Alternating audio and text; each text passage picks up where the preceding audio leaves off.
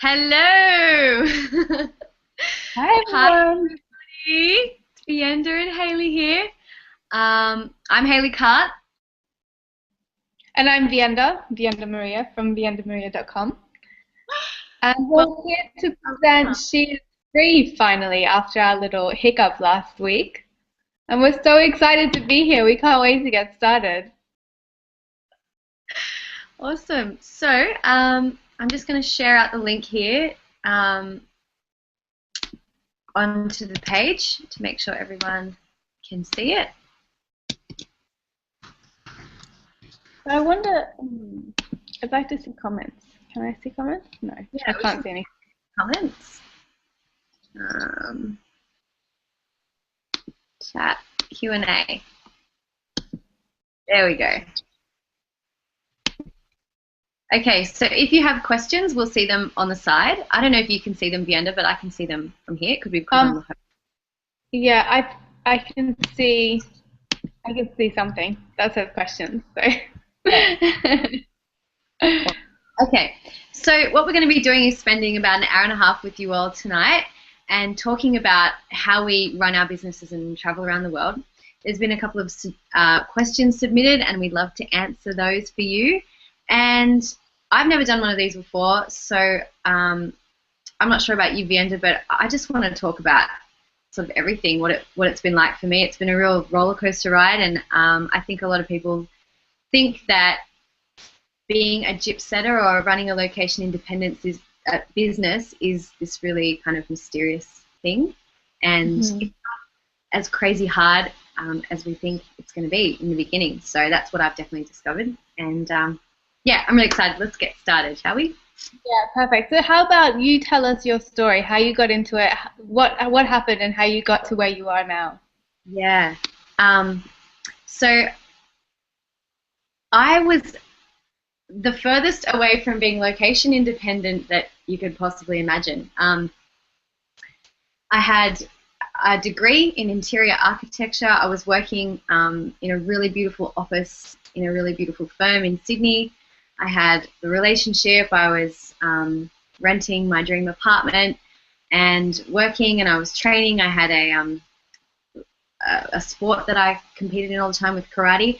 So I was traveling all the time competing. And I had a home, a base, a schedule, responsibilities, commitments. And I always had this dream of just going to Italy and working on my laptop in a cafe. And I didn't know what I would do or how that would work. It was this pipe dream.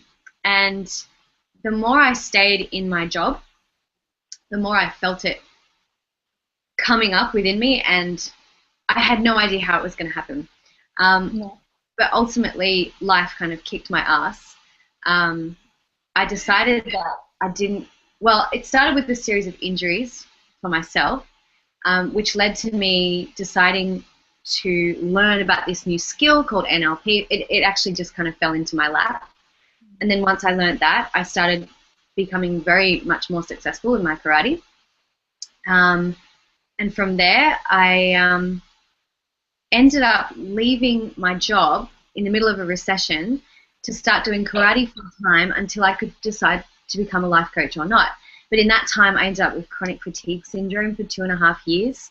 And that's when I really studied life coaching, was more to help get myself better.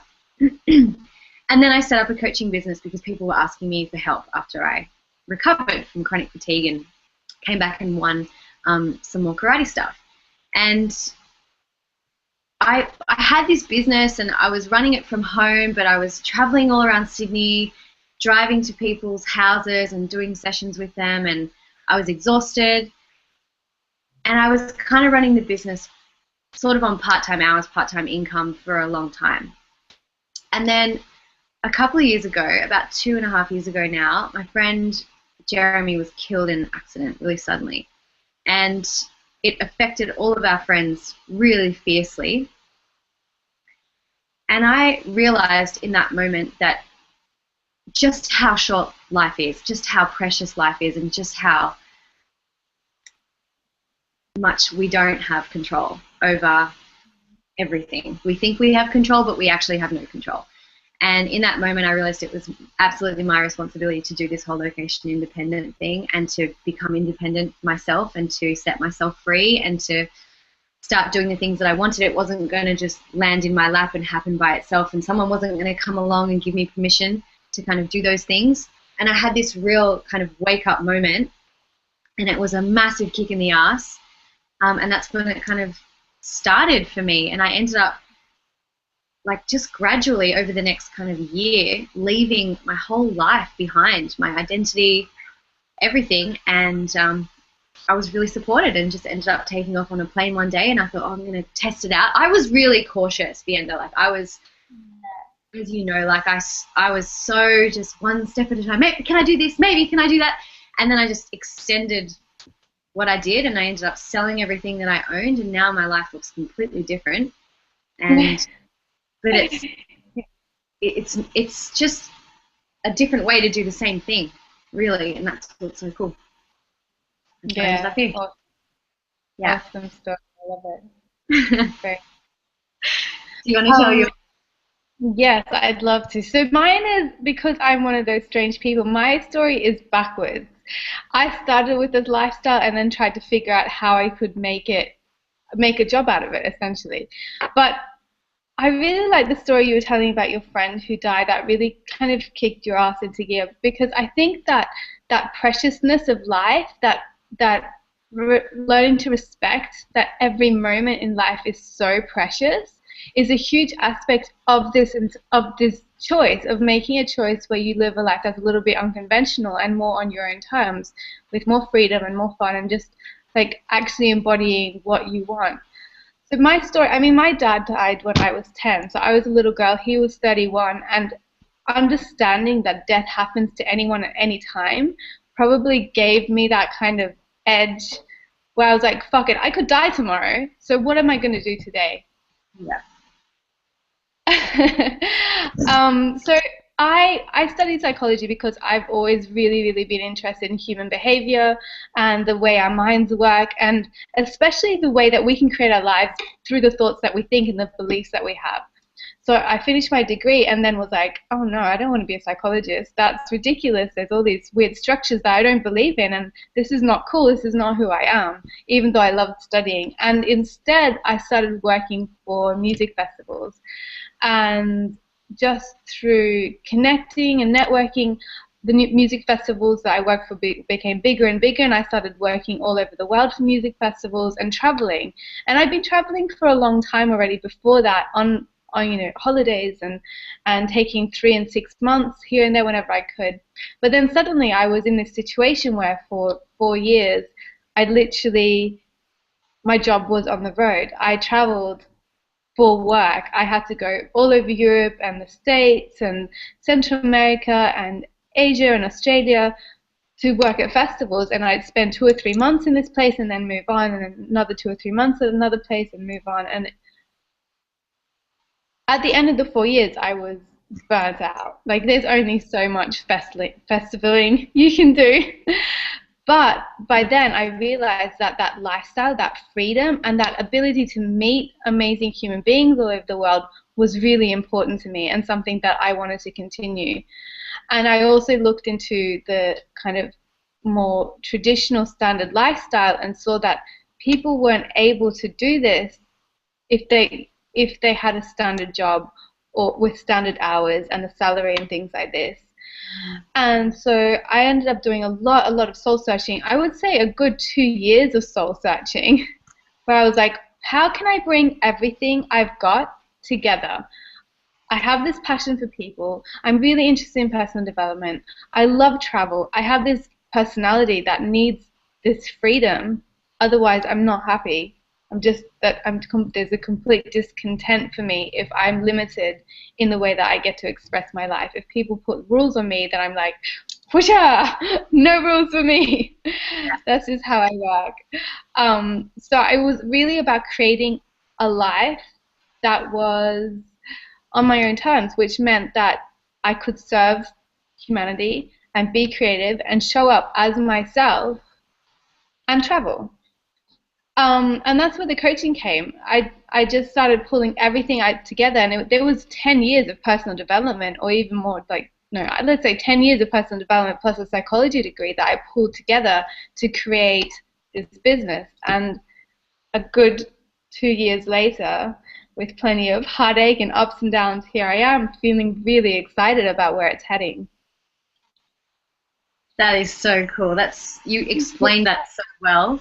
And I love that you started it backwards, because so many people ask me, how do I set up my own business so I can do that lifestyle? And I don't think that's necessary at the beginning.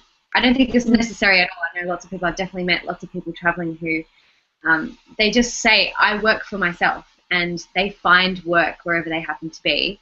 And you did festivals, and I love that you're soul searching, and you taught me how to do the same thing, to work out what it really is for you, like what the freedom kind of lifestyle means for you. I love that. Yeah. And I think that's an ever-changing thing. Like every day I make new choices. You know, as I get older, my priorities change, and I need certain things to feel good. And that's good. Like what I needed when I was 23 is so different to what I need when I was 33. Yet the person, like who I am, is the same. Mm-hmm. And I'm adjusting, like, okay, now I need a better environment. I want to stay in nicer places. I want more solid foundations. I want the people around me to lift me up and not be like alcoholics who want to go partying every night, which was fine when I was 23. So, you know, we adjust, and we can still keep adjusting our lives so it suits who we are. Mm-hmm. That's the best bit about it, isn't it? Whoops, I put a timer on to keep us on track. Yeah, I love that. We just have so much choice, and that's one thing I've definitely learned was when I first started traveling, I thought that in order to be location independent and nomadic, it was one way and one way only. Like you had to literally give up everything that you owned and live out of a suitcase and wear ugly clothes and ugly shoes and, you know, hang out with backpackers all the time who had no ambition. And if you stopped traveling, then that was it. And I burnt myself out badly doing that. But in my travels, met heaps of people, including yourself, who do it so differently and just their own way. And that's what it's all about. Awesome. I see that we've gotten a question come through. Should we go through our topics first, or should we just answer questions as they come through? Because I know that's one of the topics we were going to touch on anyway. That's an awesome question, and it is one of the topics we're going to cover. So how about we go through what we were going to cover, and then we'll just go through and answer all the questions. Okay. Awesome question. Thanks, Felicia. Yeah. Thank you. And we'll try and answer them. Like if they come up and we're already talking about it, let's just answer it. Yeah, exactly. Okay, well, let's get straight into it. This first topic that we're going to talk about, which I think is such an important thing, is how we deal with and face fears. Because we all have fears, and especially this lifestyle brings up so many fears about, you know, what's right and how can we do it, and you know, what's going to happen next, and do I fucking need travel insurance or whatever it is. So let's go fears. And you are one lady fear buster. So go, Hayley, go. Okay, so studying NLP, neuro-linguistic programming, studying, you know, all the vast different things I study, I truly believe that fear is there as an indicator to go. And I used to be a big scaredy cat. I used to be afraid of everything, and I used to avoid stepping out of my comfort zone at all costs. But now I see the things like fear is not real, it's an illusion. So when you're really afraid of taking the next step, it's usually because it means you're really going to grow. This is pretty substandard kind of knowledge, but it means you're about to grow, and that is scary. It doesn't feel normal. Your gut will tell you, no, this is dangerous, but something else will tell you to go, and you have to follow your fears because it is going to cause you to actually develop as a human being and actually get what it is that you want, because most of the time what it is that you want is way out of your comfort zone. I think the thing that was the most scary for me was I'm going to be by myself in a different country, because the first place I was going was New York, and I wasn't actually worried about that because everyone speaks English. But then I was going to Mexico, And I was like, I could get kidnapped. What if all my stuff gets stolen? I've got computers and cameras and all that kind of stuff. And I was so afraid. But I was getting on the plane anyway. So I decided that, you know, when we did B school, Marie Forleo said it the best. She said, start before you're ready. So I knew I wasn't ready. I definitely wasn't ready. And I got on the plane and decided to simply focus on what could go right and how I wanted to show up and what type of person I wanted to be when I got to Mexico and how I wanted to manage myself. And I decided that rather than believing that the world was out to get me, that everything was going to work out, even if everything felt like it was going wrong in the short term. And that really served me, because when shit hit the fan, and it did a few times, I knew that I was going to be okay, because I just truly believed at my core that I was going to be okay. And you have to know that that was just a choice. Like, I could have sat in the gutter and cried and snotted and been really scared. Actually, that sounds like something really bad happened to me. Nothing really, really bad has ever happened when I've been traveling. But there were times when, you know, things went drastically wrong and I almost missed flights and things like that. And it is kind of scary, but it all depends on what you focus on, and just can't emphasize enough that when you are afraid, you have to do it. You know, if you're walking down a dark alleyway and someone comes towards you with a knife, that's a very different kind of fear than getting on a plane to go explore somewhere new. It's going to develop you as a person, and it's a beautiful, beautiful indicator to just run towards whatever it is that you're afraid of. Mm-hmm. I agree. I have a very similar belief system. For me, fear is actually, it's excitement. So I like to reframe fear into what's the positive here and what could it actually be for me. And the thing is, I get scared all the time. I would actually be worried if I wasn't scared, because it would mean that I've stopped growing, that I'm stagnated, and that I'm not moving forward. The fact that I'm scared means I am trying things that are new, and I'm doing something that I've not done before, and I'm kind of pushing, as you said, out of my comfort zone. And that's really, really important. Like Hayley said, fear is equal to growth. And I don't know where I read it, but energetically, the feelings and the energy that fear brings up in you is exactly the same energy and frequency as excitement. There is no difference. It's just about how we think about it. Like, am I scared or am I excited? Maybe I'm both. Mm-hmm. Does it matter? No, because you need to do what you're going to do. Like, fear is, like you said, such a good indicator that you're going in the right direction. And I think there is a little loophole here. So people are like, what about when you have an intuitive notion that this is a dangerous situation? When you have an intuitive notion that something is going to go wrong, it doesn't feel like fear. It's gentle, and it's just like a knowing. Fear is a much stronger sensation, and it's much more physical. When you have an intuitive realization that something doesn't sit right with you, that doesn't feel like fear. It just feels like something's not quite right. It's a different energy altogether. It's not that heightened excitement that your body carries within you, where you have butterflies and you're shaking and you're like, what am I doing with my life? It feels really, really different. So that's not something you need to worry about. And same thing, like travel for me is not very scary anymore. I've been doing it for 10 years, so it's not a big deal. I do notice that when I've been in one place for a longer period of time, like 3 to 6 months, and I'm about to go somewhere really, really different, that day that I'm getting on the plane, I don't get fear, but I get like, where am I going and what am I doing? Like this kind of like, my heart stops a little bit. And I know that that's just my body going, oh my God, I'm about to do something so different. I don't know how I'm going to handle it. And that's okay. I've learned to bring that down. What I do is I drink lots of water, I breathe, I do yoga, I journal a lot when all these emotions are coming up, because I just need to release it. I need to let it go.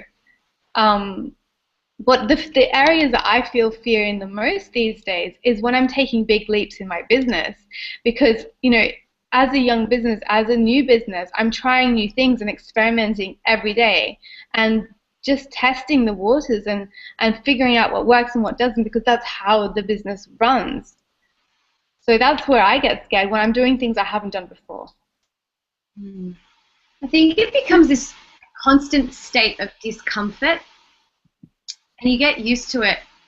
Yes. When I'm actually really scared of something, I remember having an experience last year. Oh, our time is about to go off, but to give everyone a tip for what to do if you're feeling really, really scared about something like growing in your business or taking off for the first time, I like to play out every possible scenario to its absolute extreme. Like, oh my gosh, if this happens, then this could go wrong and that could go wrong and da da da da da, and then I might die. And it sounds a bit crazy, but I think, okay, if I died, if all of that happened and the worst could possibly happen, what would I regret or what would I learn from that scenario? And usually I'll get some kind of a lesson that I can just apply right now, and the fear goes away. Or I figure out what the next step is for me. And I find that helps me a lot, because a lot of the time we don't know what we're doing. That's why we're scared. Yeah, awesome. Okay, so the next bit is, how do we make money? Do you want to start, Vienda? Yeah, sure. I'd love to. Okay, so I have quite a lot of different income streams that are happening in my world. I would categorize them kind of into like low level, mid level, and high level income, and they work like this. So my low level, I have digital products that are for sale. They're recordings, and they're ebooks, and like little courses that range from between like $5 and $30 essentially. I also contribute to quite a lot of ebooks for other brands and companies because I write a lot, and so I get affiliate incomes coming in from there. And this is what people call oh god, what's the word?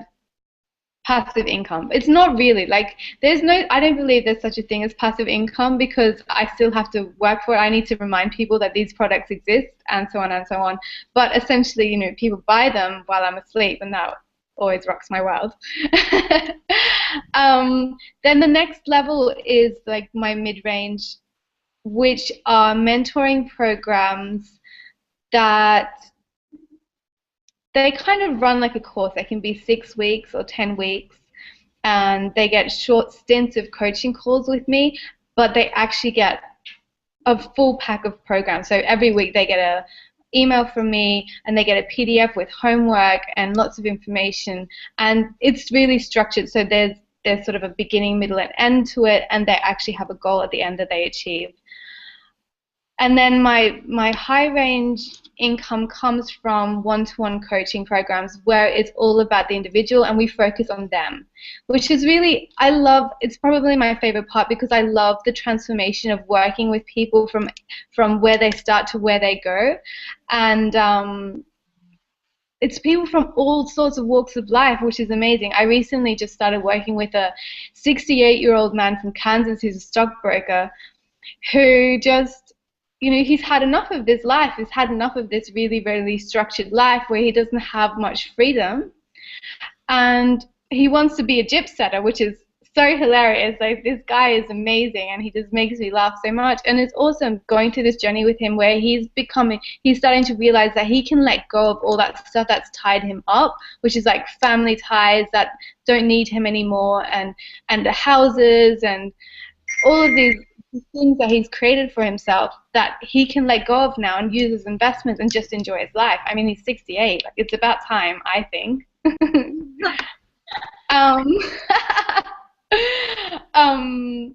So that's how I make money. But I think the actual, I make money by selling dreams. I make money by creating relationships with people, and I make money by being a leader in the area that I am in. So I am showing people by my own experimentation that this is possible, and that's where the income comes from. Mm-hmm. Over to you, Hayley.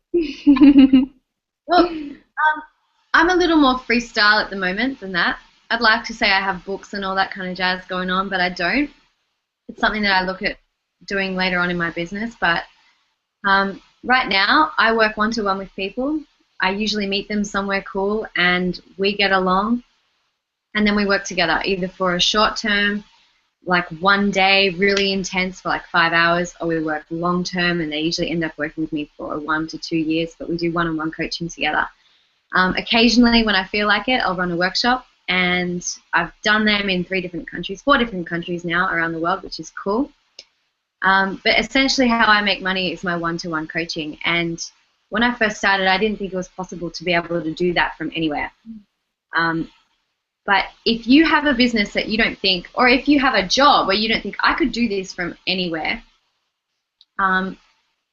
just be open to the possibility that if you start searching, you'll find examples, because I don't really know. Well, I'm sure there are jobs that you can't you can't take your taxi cab and like drive somewhere else. But there's a lot of jobs that you probably think, oh, I couldn't make this happen from anywhere, and it's not necessarily the truth. And if it's not your job, it's your skills that you can take and apply somewhere else. So when I was doing coaching, when I first started, it was one-on-one and it was in person, and I was driving around meeting people. And I thought, if I'm traveling, how am I going to do this? And eventually I decided to just start doing phone coaching with people. And then I moved my phone calls to Skype. And then all of a sudden I realized I can do this from anywhere. So amazing. Yeah, all it really took was to then start doing things more paperless. So everything I was receiving in my mailbox, I decided to get via email and that sort of thing. But that's essentially how I make my money. And I think something that I'd really love to share is that I've met a number of people on my travels who, I think I mentioned this earlier, who they wouldn't even call it they have their own business, but they would say, when you say, what do you do for a living, they would say, I work for myself. And they might be working in a shop, like a local store. They might be waiters or waitresses. They might be yoga teachers. They could be doing anything, but they just have a lifestyle or like working in music festivals. But they don't identify with the work that they do. They don't take it so seriously that they can't literally move, and they don't think that they are irreplaceable. So they will move to a different country. They'll get a construction job and just work until they can go to the next place, or they'll stay. Like lots of people in Australia do it. They move to London and then they work really hard and then they take trips around. That's a lifestyle that you can choose. It's not necessarily something that is sustainable over a really long period of time, but for some people it really is. And again, it just comes back to place. Yeah, the point you're making there, I love that. You know, it's about thinking outside of the box. There's so many different possibilities. You can do anything if you put your mind to it. It's really about kind of being stubborn and determined that you can do it, rather than, and as the example that you made earlier, focusing on what the possibilities are rather than what is holding you back from it. Because there's always going to be reasons why something doesn't work. Yeah. But that doesn't mean it's not going to. It's really like being determined. And I have so many friends who travel who do so many different jobs, like fashion designers, graphic designers, artists, photographers, copywriters, and then there's the jewelry makers, the surfboard makers, it's endless. There's so many different things you could do. And then there's the people who do coding, and like the ones that we need for our websites, and you don't even understand the language they're speaking because they're from some other planet apparently.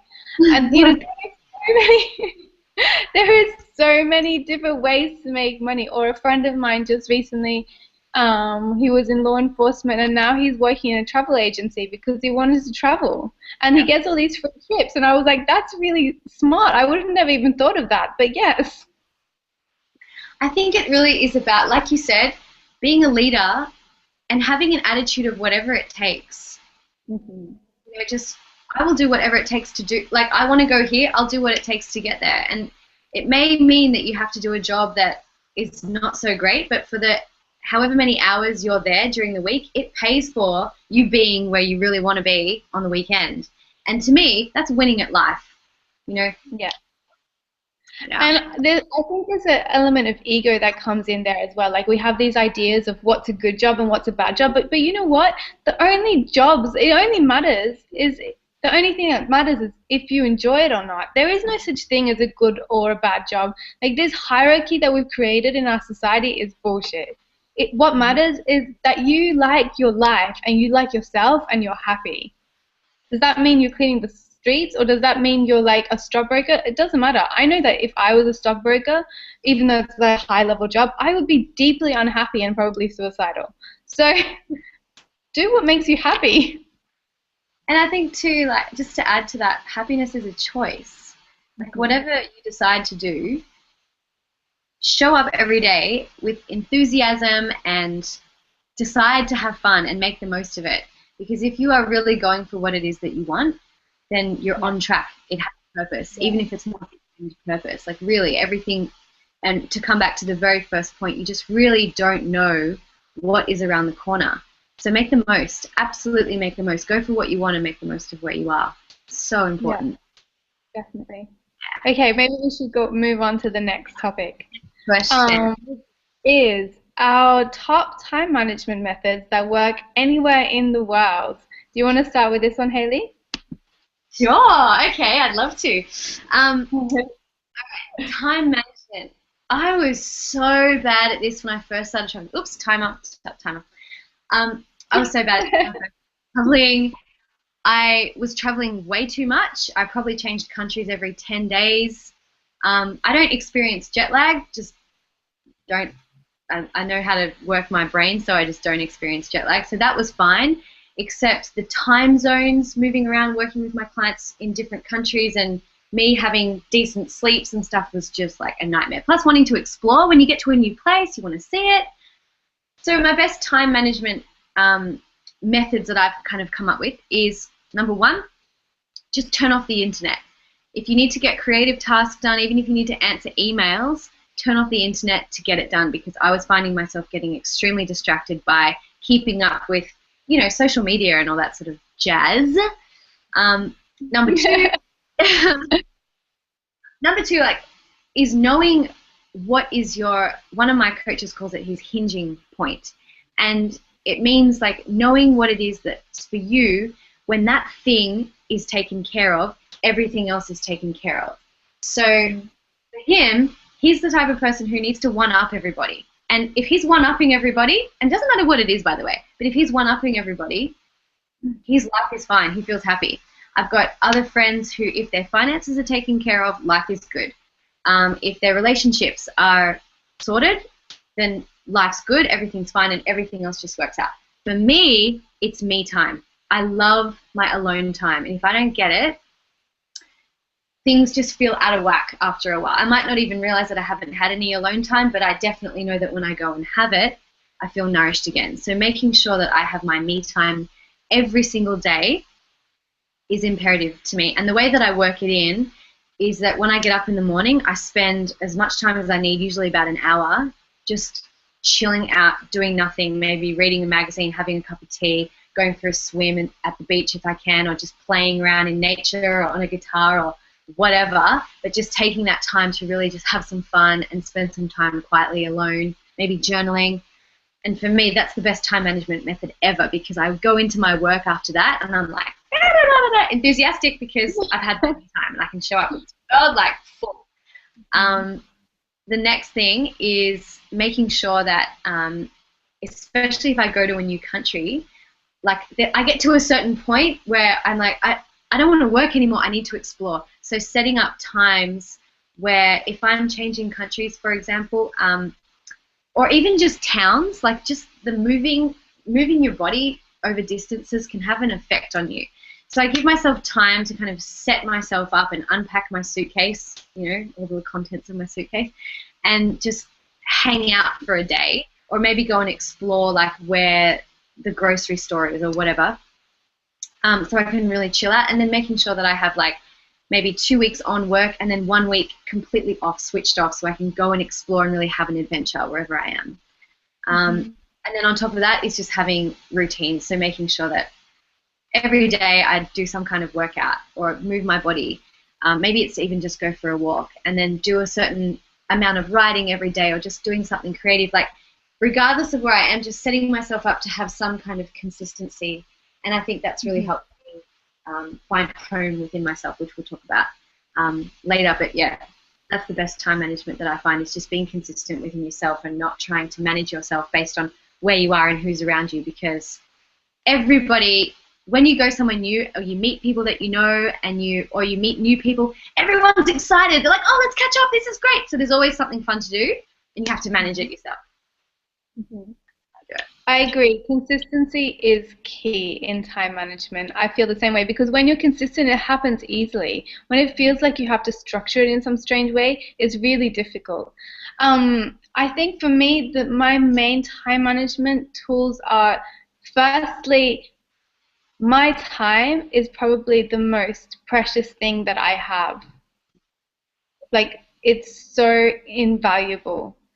So how I use my time is I try to be really, really efficient. What I do is I structure short amounts of time in which I need to get things done, because I know that if I go, okay, I've got all day to do this, this, this, and this, I will spend all day not doing it, or maybe doing some of it.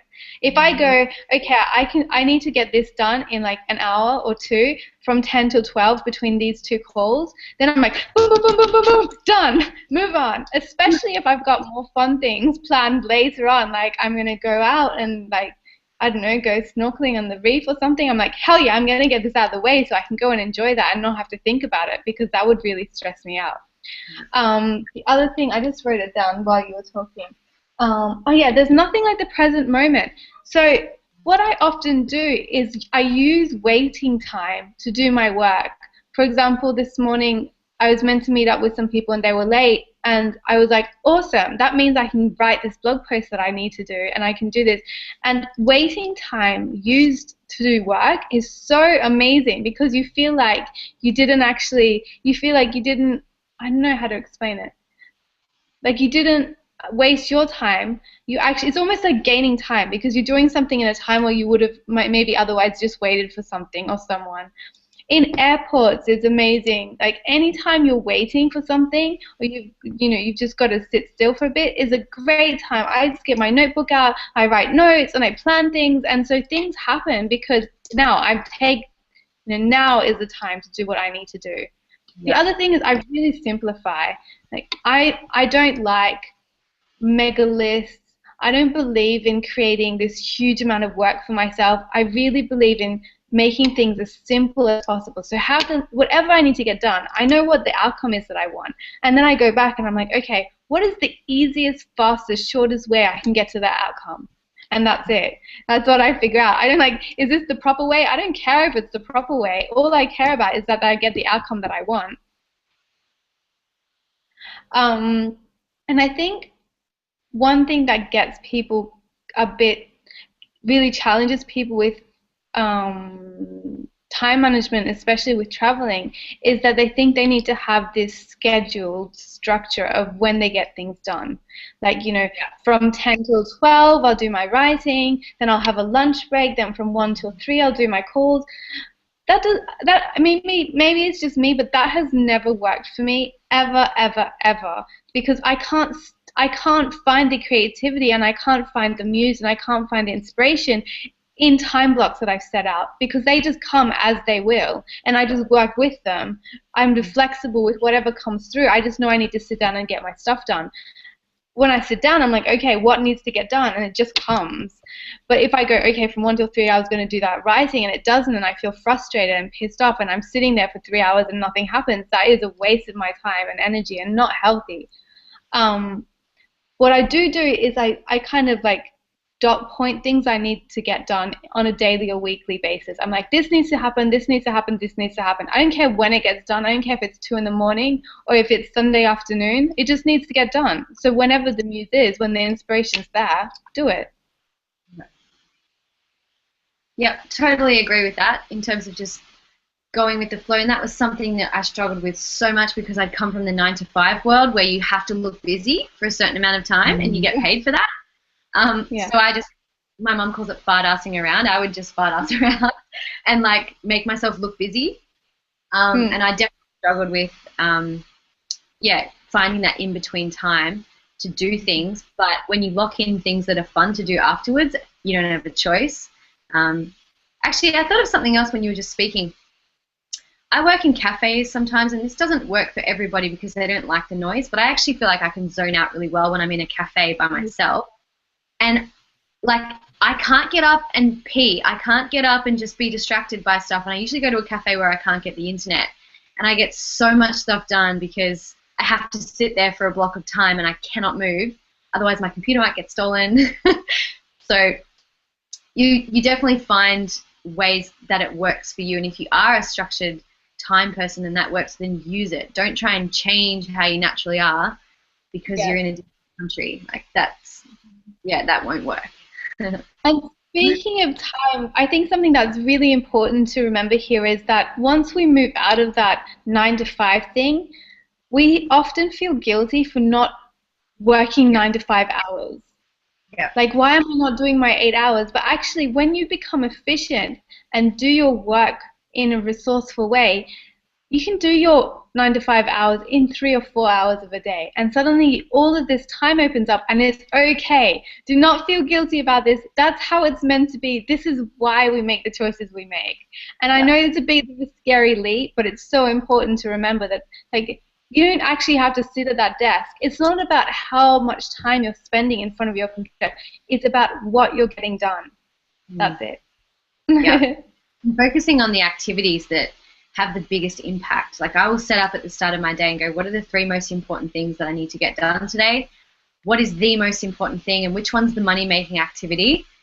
And I go from there, and I just will go, okay, I'm going to give myself 3 hours to just get this done. Like, I'm going to focus on it before I do anything else, because otherwise it's so easy to get distracted, especially when there's something pretty to look at or do. Definitely. Okay. Favorite techie apps, tools, and equipment, and how we pack our bags. Oh, this is a good one. Okay. Do you want to start? This is exciting. Yeah. Okay, I will start. You know what? Lots of people don't know this, but for about 18 months, I ran my entire business off my iPad, which most people still blows my mind. Yeah.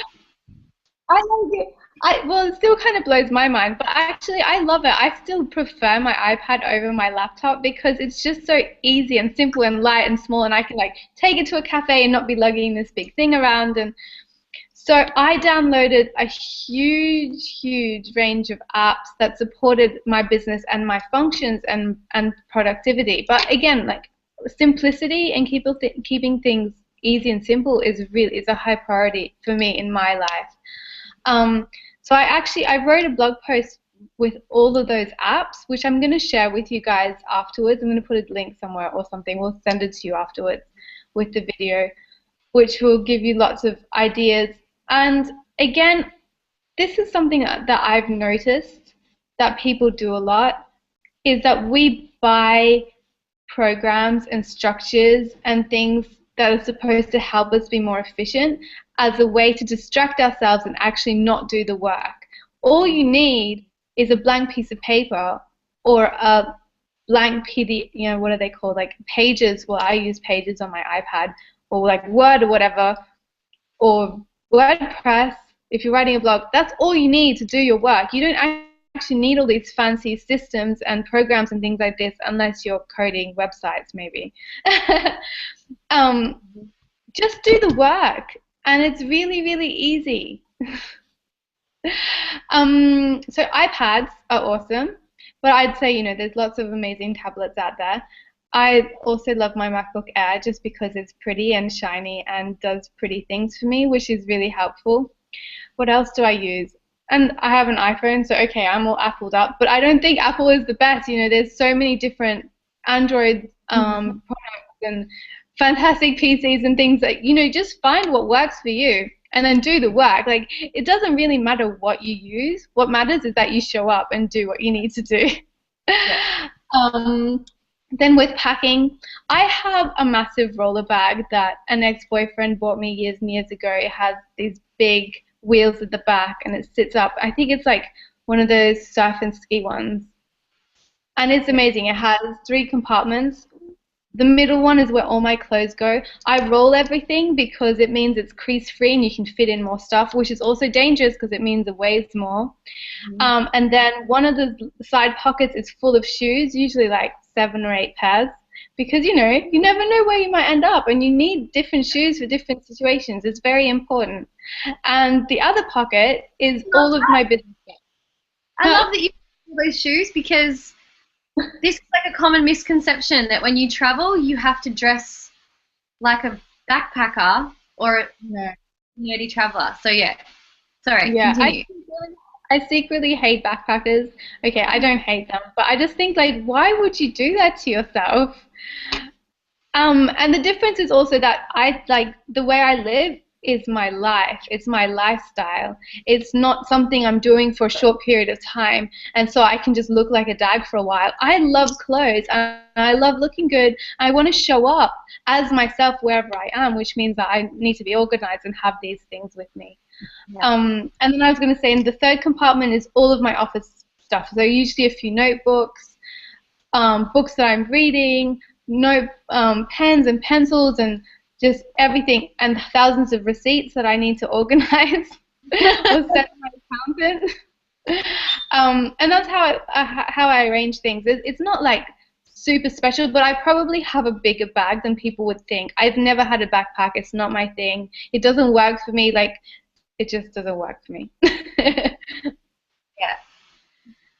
Oh, no, I love that, because like I said, when I first started traveling, I thought there was only one way to do it, and you had to just cull everything. And yeah, I like to show up as myself as well. And I think when you said that, I remember this fear that I used to have, and I think this would be common, is like, well, if I have all these nice things in my suitcase, what if I lose my suitcase? What if my suitcase gets stolen? And when you live this lifestyle, yeah, your suitcase might get stolen. You might lose everything, but you learn to have this sense of detachment from things. So you might have these beautiful items in your suitcase. I never put anything really valuable in my actual suitcase. I carry all my really valuable things with me in my hand. I'm the same. Yeah. And I know that even though I've got beautiful things in my suitcase, they're not who I am. They don't make me more or less special. They just make me feel great. And if I lost everything, I'm resourceful. I could either get it back or just get new stuff. It's not the end of the world. Exactly. I'm going to interrupt for a moment. Sorry. No, go on. In 12 years of travel, I've never had anything stolen or lost. Never, ever. Not at all. I once had a passport stolen that I accidentally left at like front of my tent a long time ago, and it was I basically asked for it. But I mean, in 12 years of travel, never. So that's not. I don't think it's a legitimate fear any more than it is having your house broken in a city. Like, these things do happen, but it's highly unlikely. So, sorry. And when you live, like, when you decide what this type of lifestyle is going to be for you, it might mean that you go and travel and you stay somewhere for a year or 12 months. And it might mean that you bring a whole bunch of furniture with you, or like 10 suitcases and your kids. And that's okay. It really doesn't matter. You have to decide what type of lifestyle you want to have. So when I first started, I left a whole bunch of my stuff behind because I only thought I was going to be away for like a month. And I just took a suitcase with me. And when I got to where I was going, I ended up chucking out some of it. Like, I wore things to death and just bought new clothes as I needed them, and then wore them to death. And now I really like that. I don't own very much anymore. I came back to Australia, I've sold and gave away everything pretty much. And now I buy things that I find are really beautiful and they feel good on me, and I wear the shit out of them until they're done. And then I get rid of them and I get something else. And to me, that's being a good human being as well, because it's not obsessed with consumption and eating heaps of stuff. But that said, I'll buy things that I feel really good in and that I really, really like. But I'll come back to packing my suitcase in a minute. In terms of business, like my favorite productivity tools and apps and things like that, I guess I'm just going to try and cover it in terms of generally, depending on different businesses that you have. Basically, anything that you think you can't do unless you're off the computer, you can do on a computer now. Like, there's an app for it or a program, and it's usually free as well. And like Vienda said, you get really caught up in like, oh, here's this new like tool, and we can do this, and like, you just don't need that much stuff. I'm a massive productivity nerd and organization freak. So I use a program called OmniFocus, which is just on Macs, and it just helps me organize my thoughts in terms of, you could do it on a piece of paper, but I just don't like carrying around too much paper. Just helps me organize my projects and what steps I need to take and how long they're going to take me and what day. So that's OmniFocus. I use Xero accounting software, which is Australian, but there's like, you can even get your receipts and put them online and have someone manage them in the Philippines. Like, if you start Googling the things that you need to do, like think about what it is that you do for work and all the things that you need to get done, start having a look, and I promise you 90% of those things you will be able to do via the internet somehow. There will be a program, because when I started traveling, which wasn't very long ago, wasn't 12 years ago, like I've only traveled on holidays for the last decade, I had no idea that location independence was even a thing. Like, I thought this was just a pipe dream, and you had to be like really rich, or you had to be in multi-level marketing, or you had to be a property millionaire, and then you could go and like do trading or something on the beach. I didn't know this was like a lifestyle that people live, but there's actually people out there just like Vienda and hundreds more that actually teach how to live this lifestyle as well. So they have so many different hacks. So whatever industry that you're in, like seriously, just start looking up. But my favorite thing is OmniFocus and Xero. I can do all my financial stuff like while I'm on the road. I carry journals and notebooks everywhere I go because I like physically writing things down. I just don't like having my projects set out on paper because I lose things. Just trying to see if I wrote anything else really specific down. No, that was it. We got a really good question through as well from Erin. Can we answer this? Yes. Okay, thank you. How do you go organizing internet connections in different countries? Or do you just work where you can get Wi-Fi? This is such a good question, because I remember Hayley, when she first started traveling to Mexico, she was like, I don't know what I'm going to do about Wi-Fi. I have work to do. And I was like, babe, there's Wi-Fi everywhere. We're not like in the kind of the century anymore. Yeah. You have to remember, wherever you go, people live there and they work there, and the internet is everywhere. And if it's in India, it's everywhere.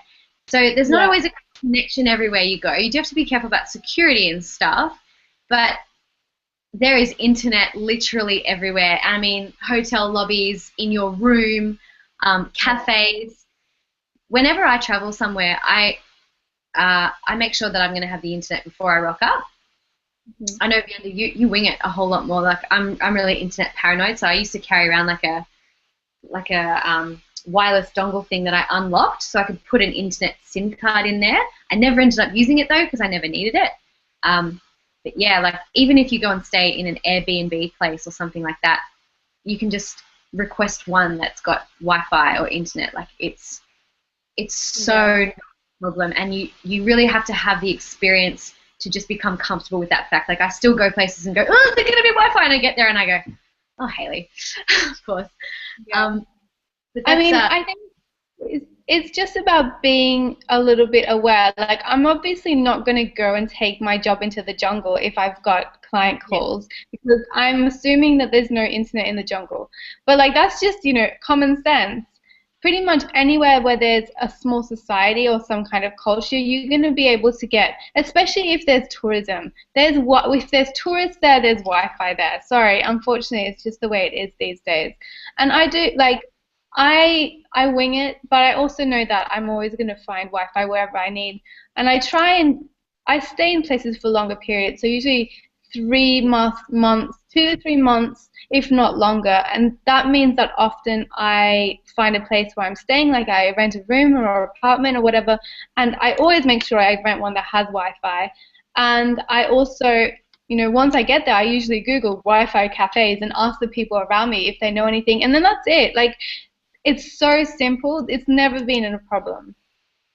Yeah, I agree with you, but it is a really valid concern, because it's before you go overseas, you don't realize how developed everywhere really is. And in fact, a lot of places, if you're in Australia, a lot of places have better Wi-Fi than we have in Australia, and it's free. There you go. It's incredible. Yeah. Australia actually has some of the worst Wi-Fi I've ever experienced in my entire life.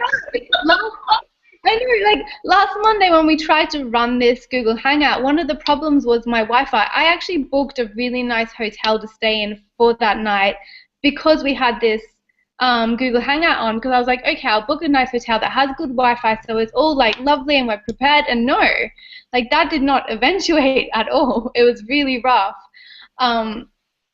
Australia is a little bit behind, so if you're worried, I mean, Mexico has better Wi-Fi than here, so. It really does. And you have to work out like the person you are, you know, like I'm the type of person who, when I'm like, if I'm on the phone, I like to be kind of in a space on my own, and like that's just the way that I am. But I have other friends who are coaches and who travel, and they will do their coaching calls in an airport, like waiting area, and they're totally fine with it, and or they'll do their business calls from just wherever they happen to be. And I'd like to become a little bit more like that, because I think it's a much more flexible way of being, but that's just not where I'm at this point in time. So if you know what you feel like you're going to need, you can actually set that up so that when you go overseas or whenever you change location, you can make sure that you've got that set up for yourself. And you just have to know what it is that you want, and oftentimes you learn by just having experiences and working out what you don't want versus what you do, and then make sure that you've got it the next time. And that's very, very easy to arrange. Yeah. And in terms of packing my bags, I just wanted to add one thing, which is that I learnt from Colin Wright when I was living in Chile last year, and he's a very famous nomad. He has a website called exilelifestyle.com, and it's awesome. But I got chatting to him. He was one of the teachers at this thing I was doing, and he gave me this rule, which I think it really sums up, it kind of sums up the whole Wi-Fi thing as well, and it's the 20 under 20 rule. Now, he lives out of a hand luggage kind of suitcase, and he showed me inside of his suitcase what he carries, and it was incredible because he always looked like very smart. And he said, I have this rule, and it's the 20 under 20 rule. If I can get it in under 20 minutes for under $20, it does not come in my suitcase.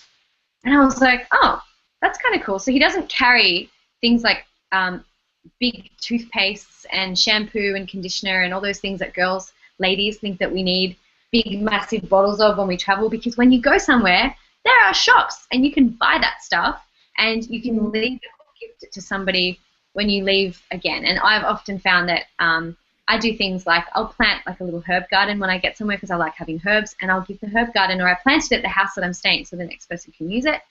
Or I bought a blender when I was staying in Chile, and it cost me $60, and I sold it for $30.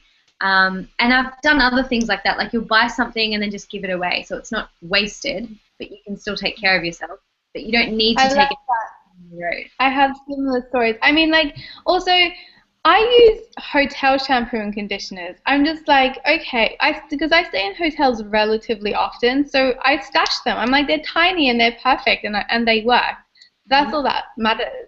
And then more recently, I actually started washing with bicarb soda, which is amazing, and it doesn't take anything. I have like a tiny little glass jar of it that travels with me, and it's super easy. And the same thing, like when I was living in San Francisco for 3 months, I was in this park and talking to this woman who had this beautiful basket of fresh fruit and vegetables, and I was like, wow, where did you get this? And she's like, oh, I'm going home to make some green smoothies. And I was like, yeah, I wish I had a blender. And she's like, actually, I have an old blender, do you want it? And like, bang, I had a blender for 3 months from a strange woman in the park, which is awesome. Like, when we open up to opportunities and we talk to people and just connect, so much will come to you. Like, we've got to remember that we're constantly attracting and manifesting in every single moment. Open our eyes and allow it to come. Like, we need to learn to receive the things that we're creating. Yep, that is so true. And it's the same with accommodation. It's the same with Wi-Fi. It's the same with meeting clients and friends on the road. Some of the most incredible human beings I know in my life, I have met in the most random places just because I said yes and opened myself up to a random conversation on a bus or something like that. And that's part of the magic of living this lifestyle. It's just that when you need something, it's never as far away as you think that it is. And that's a philosophy that you can take to your business, to your life, to your travels, to your health, to absolutely everything. It's just not as far away as we think it is. Yeah. Okay. Um, Now, there's something that we haven't actually touched on, and we don't plan on touching on it right here, but I think it's really important, Vienda. Um, Staying healthy on the road. Do you want to just touch on that just a little bit? Yeah, let's do that. Do you want me Yeah. to start? Yeah. Okay. Well, I'm actually really obsessed with being healthy. But what that actually means to me is really simple. It means eating as much vegetables, fresh green vegetables every day as I can, and it means moving my body every day. It's actually really, really simple. Okay, that's not quite true. Sleep is really important as well, especially when you're traveling, because this constant change takes so much energy from your body, so it's so important to get plenty of rest all the time. But those three things, it's all manageable, and it's really important because this lifestyle is stressful on our bodies and on our immune systems, like this constant change in weather, in time zones, in foods. It's so important to stay on top of being really, really nutritionally and energetically supported. But I think it's easy. Like, people think it's hard to be healthy on the road. I don't think it is. I've never had any trouble. Every single place I've ever been to has a fruit and vegetable market, because where do the locals buy their food? Every place has. And the Western countries have beautiful shops like Whole Foods, and even Coles can be fine sometimes. I think the only aspect here is your choices. What choices are you making? Are you tired and grumpy and then eating McDonald's? That's probably a really, really bad choice. I have not eaten McDonald's for, like, I can't even remember the last time. Maybe I was 12. Because I know it's not a good choice for me. I know it doesn't support my body. What my body needs is things that are really high in nutrition, in minerals, and in vitamins that can keep me thriving rather than crashing to the ground. Yeah. And drinking lots of water. And that's the thing with travel. I buy a lot of bottled water when I'm traveling because I'm a little bit obsessed. I want to have spring water in my body. I don't like chlorinated water. I don't like tap water if it's been through, like, it has to be filtered.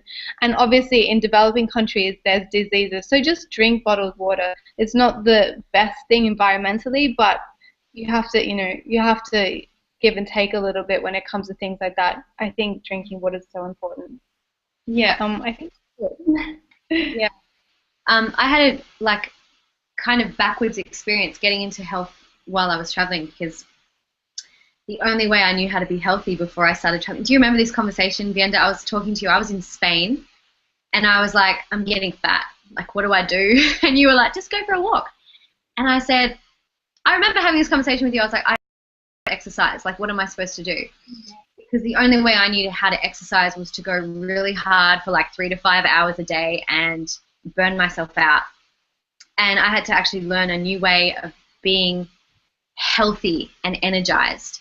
And I had to start thinking differently. Like, I used to be obsessed about what I put in my body, and I couldn't be like that anymore, because sometimes you just can't get the level of quality that you want wherever you are. But if you have an attitude of, if I eat this, then I'm going to get sick, or if I eat unhealthy food, I'm going to get sick, guess what? You're going to get sick. So, you can get vegetables absolutely everywhere. When you're traveling in this way, when you have this lifestyle of travel, you don't act like a tourist. So every single meal isn't like your last meal in this country and you have to eat something that's covered in sauce and sugar. You just start eating like you normally would at home, and then you'd go out to a nice restaurant as you normally would at home, maybe once a week or however regular it is for you. But you can eat vegetables wherever you are. I always seek out on Google the most high quality foods that I can get, like healthy restaurants, farmers markets, and just places I can get normal kind of health foods. And if there is none, I just eat heaps and heaps more vegetables and drink heaps more water. Sleep is absolutely essential. And in terms of movement, there are so many websites now where people teach you online workouts that you can do in a hotel room. Another thing that I learned from Colin Wright was, and this is so cool, he said, I guess the distinction you would call it is, don't be an American in China. And what he meant was, when he's living in LA, you can walk down the street and you could literally do any kind of exercise you want, and it's probably 50 meters away from wherever you're staying, because there's such a vast array of things that you can do there. But if you're in Norway and it's the middle of winter, you can't just walk down the street and go to a yoga class. It's dark 24 hours a day. So you have to adapt to wherever you are to make exercise safe, easy, convenient, and good for you. So he said, again, with that 20 under 20 rule, he'll go and buy a cheap pair of sneakers and go running if he's in a particular place that it's beautiful to run and it's safe. If it's too cold, he might just do workouts in his undies, like doing chin-ups on doors and things like that. And once he told me that, it opened up my mind a little bit more to go, oh, hang on, I don't have to be so structured in, again, like routines and exercise and things like that. But for me personally, I've found a whole bunch of websites where people do workouts online and they last 15 to 30 minutes. And I can do them whenever I want. There's even yoga classes that you can do online. And I love that. And now I kind of know what to do. And I like just getting out and exploring and swimming or running on a beach or just doing things in my room or just doing lightweight body exercises and utilizing whatever's around me. So if there's a gym up the road or a class I can do, I'll go to it. If there's not, I do something at home. And it's really taught me to enjoy being flexible. And I think that has brought me so much success in other ways in my life as well. So kind of how you do one thing is how you do everything. So take an open mind to being healthy and not necessarily requiring what you had at home to be the same when you travel. I think that's really important. And I think it's important to remember, with this lifestyle, we're not tourists. Yes. We're not here on holidays. This is your lifestyle. How do you make it work for you so it covers all the areas in your life that are important? And integrating exercise into your everyday life is invaluable. We need to move our bodies. Our bodies are designed to move. So how can we do it? And I find traveling, like often when I stop traveling, I actually have to force myself to exercise more than when I'm traveling because I find traveling such an active thing. Like I'm exploring for hours, which means tons of walking, or I'm going swimming in places I've not been before, or snowboarding or skiing, or I'm being really active, or even, the example you gave us that with Norway, being somewhere cold and dark. The people who live there, they still move their bodies. So go see what they're doing and join in. Like this is part of your cultural experience. Go do the stuff that people are doing there as well. Take a dance class. Yeah. What the locals do what the locals do. I did a Pilates class. I was living in Chile last year for 3 months. I was doing some exercise on the roof of my building, and that was nice. But I found this Pilates class down the road, and I could not understand anything they were saying because Chilean Spanish is really hard to understand. They couldn't understand anything I was saying, and we just had to copy along and follow along, and it was hilarious, so fun, and it was a great way to connect with a bunch of locals because they could speak a little bit of English, and then they'd invite you to come out or over for dinner or whatever. It's just, it's nice. It's nice to be a local when you're in that sort of place. But, I just wanted to touch on that. Okay, but this is the big one. This is one that most people ask all the time. Yeah. How do we manage romantic relationships and family en route? Now, Felicia's asked exactly the same question here. How do you maintain relationships, boyfriend or girlfriend, while living this lifestyle? What have been some struggles? So, I mean, this is a huge. We could literally talk for an hour on this, I think, because there's a lot to say. But do you want to start, Vienda? Yeah, sure, I'd love to. Okay, so I've had experiences in all different ways of doing this, either traveling with my partner or having a partner who was happy to stay grounded or stay based somewhere while I travel back and forth between him. And I think there's definitely some challenges with this lifestyle, but in any relationship, it's about we make choices, and it's about making the right choices for ourselves and for each other, and it's also about being really honest with each other about where we're at. Like I've been living this way for a long, long time, so for me, being with someone and living like this doesn't feel abnormal. I don't think it's unusual to be apart for certain times and then being together again. And it means that maybe the times spent together are more intense than they would be if we saw each other on a daily basis. So far, my favorite relationship, it worked the best for me when he was based somewhere and I could go and come back, because there was two aspects of that. It meant that I had a home base, which feels really good. And I had the freedom to be who I am, which is also awesome. And he had his time to focus on what he wanted to do and what he loved, while I was away doing the things that I needed to do. And I had a relationship work this way for 4 years, which is quite long. And when I look back and I added up, the actual time we spent together was probably 2 years, and I was away for 2 years, but it was like a few months on, a few months off, a few months on, a few months off. And I think one of the questions that people struggle with here is infidelities. And like, what about when you have connections with other people? What do you do about that? That is a personality thing, and that's something that each person needs to figure out themselves. I think I'm super loyal. I've never cheated on anyone. Sure, I've met men or people that I have a beautiful connection with, but I'm really honest. Like, if I'm with someone, I'm with someone, and that's it. And I can make new friends, and even if there is some kind of deeper connection, I'm just like, I'm with someone, but let's be friends. And it's never in my life been an issue. I'm also not a very jealous person. I don't believe that I own anyone. Everyone is free, and we make a choice every single day that we wake up to be in this relationship or not. So if I'm away from someone and they're having a good time and they're telling me that they're meeting really interesting people, my personality isn't to be like, oh my God, that means that our relationship is in danger. I'm like, hell yeah, I'm so glad you're enjoying your life, and I can't wait to see you when I see you next. The traveling together side of being with someone, for me, has been a little bit more challenging, but that's, again, my personality. I don't like the restrictions that I feel when I'm traveling with a partner, because my life experience is really, really different when I'm with someone. So when I'm on my own, I can open up to new opportunities, and it's much easier. People invite one person to come and do something. It's easy. When it's two people, it's a bigger commitment, or it's a bigger deal, and you can't be quite as impulsive when there's two of you. Also, I noticed that even if I'm just traveling with a girlfriend, we create like this little cliquey environment and are less open to new people. So whether it's with a boyfriend or just a friend, you suddenly have this space that you've created where it's harder for people to meet you and connect with you and say hello.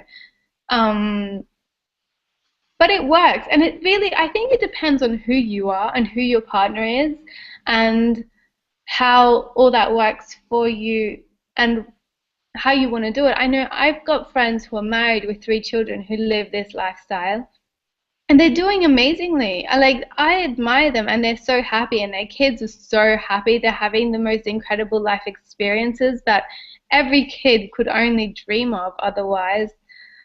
And they make it work. They have time to themselves. They figure out who's got the kids when. They both work at their own businesses, and it's about making choices every day and compromising and figuring out. Again, there's no rules with relationships. We have these ideas of how relationships have to be structured, and then we get married, and then we have babies, and then we do this. But that's not how it works. It's actually about figuring out what works for you and your partner and what's important to the two of you. Before I hand it over to Hayley, I just got into a relationship recently, quite by accident. You know how these things go. 1 minute I was single, and the next minute apparently I had a boyfriend, and I was like, excuse me, how did this happen? And all of these questions have come up. He's like, you travel so much, how is this going to work? This morning he told his mom about me, and she was like, oh my God, she travels so much, I'm going to lose you to her, kind of thing. And I'm like, oh God. And what we've come up with is that we just take it day by day, week by week, and see how we feel. We're not planning ahead. We do talk about things we'd like to do together. We do talk about how we imagine our lives to be, whether it's with each other or without. I have ideas of how I want my life to look like with a partner. If it's him or if it's not, it doesn't matter. I know that the right person will be there. But we talk about what our dreams are, and we share them. And if they fit, then maybe we make those dreams happen together. And if they don't, that's okay, and we let go and we move our own ways. The way we've done it is just every day we show up and we're like, yeah, I'm really, really happy to be in this situation with you right now, and that's all that matters. Which is And how a relationship should be, right? You just choose every day to be with that person again. You know? yeah, exactly. Yeah. And it's beautiful and it's fun and it takes away the pressure of like what's gonna happen next and are we gonna have kids? How is this gonna work? You know what? It doesn't matter. Like if we get to a point where we want to have kids, that's something we can address at that point. It's not something we need to think about now. Okay. Oh yeah. Yeah. Oh gosh, it's such a huge topic. I think first of all that the reason why this question comes up so much is because people have very structured ideas of what a relationship is and needs to be. And when you have a true connection with somebody and you leave your attachments behind and you leave your preconceived ideas of what a relationship should or shouldn't be, you can have connection with people and they can be on the other side of the world. To start with family, just to give it like a clean base, my family and I are like best friends. It was really, really difficult for me to kind of leave the nest and leave them behind because when I left last year, they were going through a really big transition. They were selling their home of 20 years and I wasn't going to be around to help them move, and it was a huge transition, especially for my mum. And I felt tremendous guilt, but I needed to go and do what I was doing for myself. And what I learned in my travels was that you need to communicate openly with whoever you're in front of. And this is not just from my travels, but it's also, I learned this from after my friend passed away. It was his birthday a few days before he died, and I was going to call him just as soon as I returned from my trip, and I never got to call him. So one thing I've learned to do is when I'm thinking of someone or when I'm thinking about them, I'll quickly get on Facebook Messenger or Skype or Voxer or some other method of communication and just say, hey, and communicate with them. And I make a real effort to tell people truthfully how I feel about them or that I'm thinking of them, or like make a real effort to genuinely connect with them whenever I can, especially with family. And even though we didn't have a physical contact, I was able to stay really connected with my family through things like video Skype. And it, like some of my best friends, I still spoke to them on a weekly and sometimes almost daily basis. And I think to myself, well, I could really be anywhere because we're having the same conversations we would have if you were at your house and I was at my house and we were in the same country or the same town.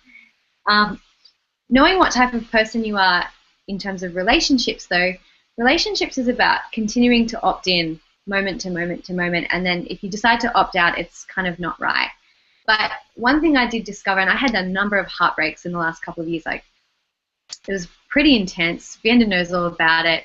But people think that because you travel so much, it's really sexy. They like the idea of a woman who's independent, who thinks for herself, who loves to travel, who's adventurous, who, you know, does what she wants and has her own way about the world, and they think it's amazing and so sexy. And then push comes to shove and they want to be in a relationship with you, and then they get really scared because what they really want is like the idea of you, but not the reality of like, hang on, she wants to travel again. And that can be a big, swift kick to the face if you're not kind of prepared for it. So I guess one thing that it's really taught me is to know what it is that I want from a person that I want to be in a relationship with, and be open to the fact that that's not the typical, like most people have an idea about what a relationship should be.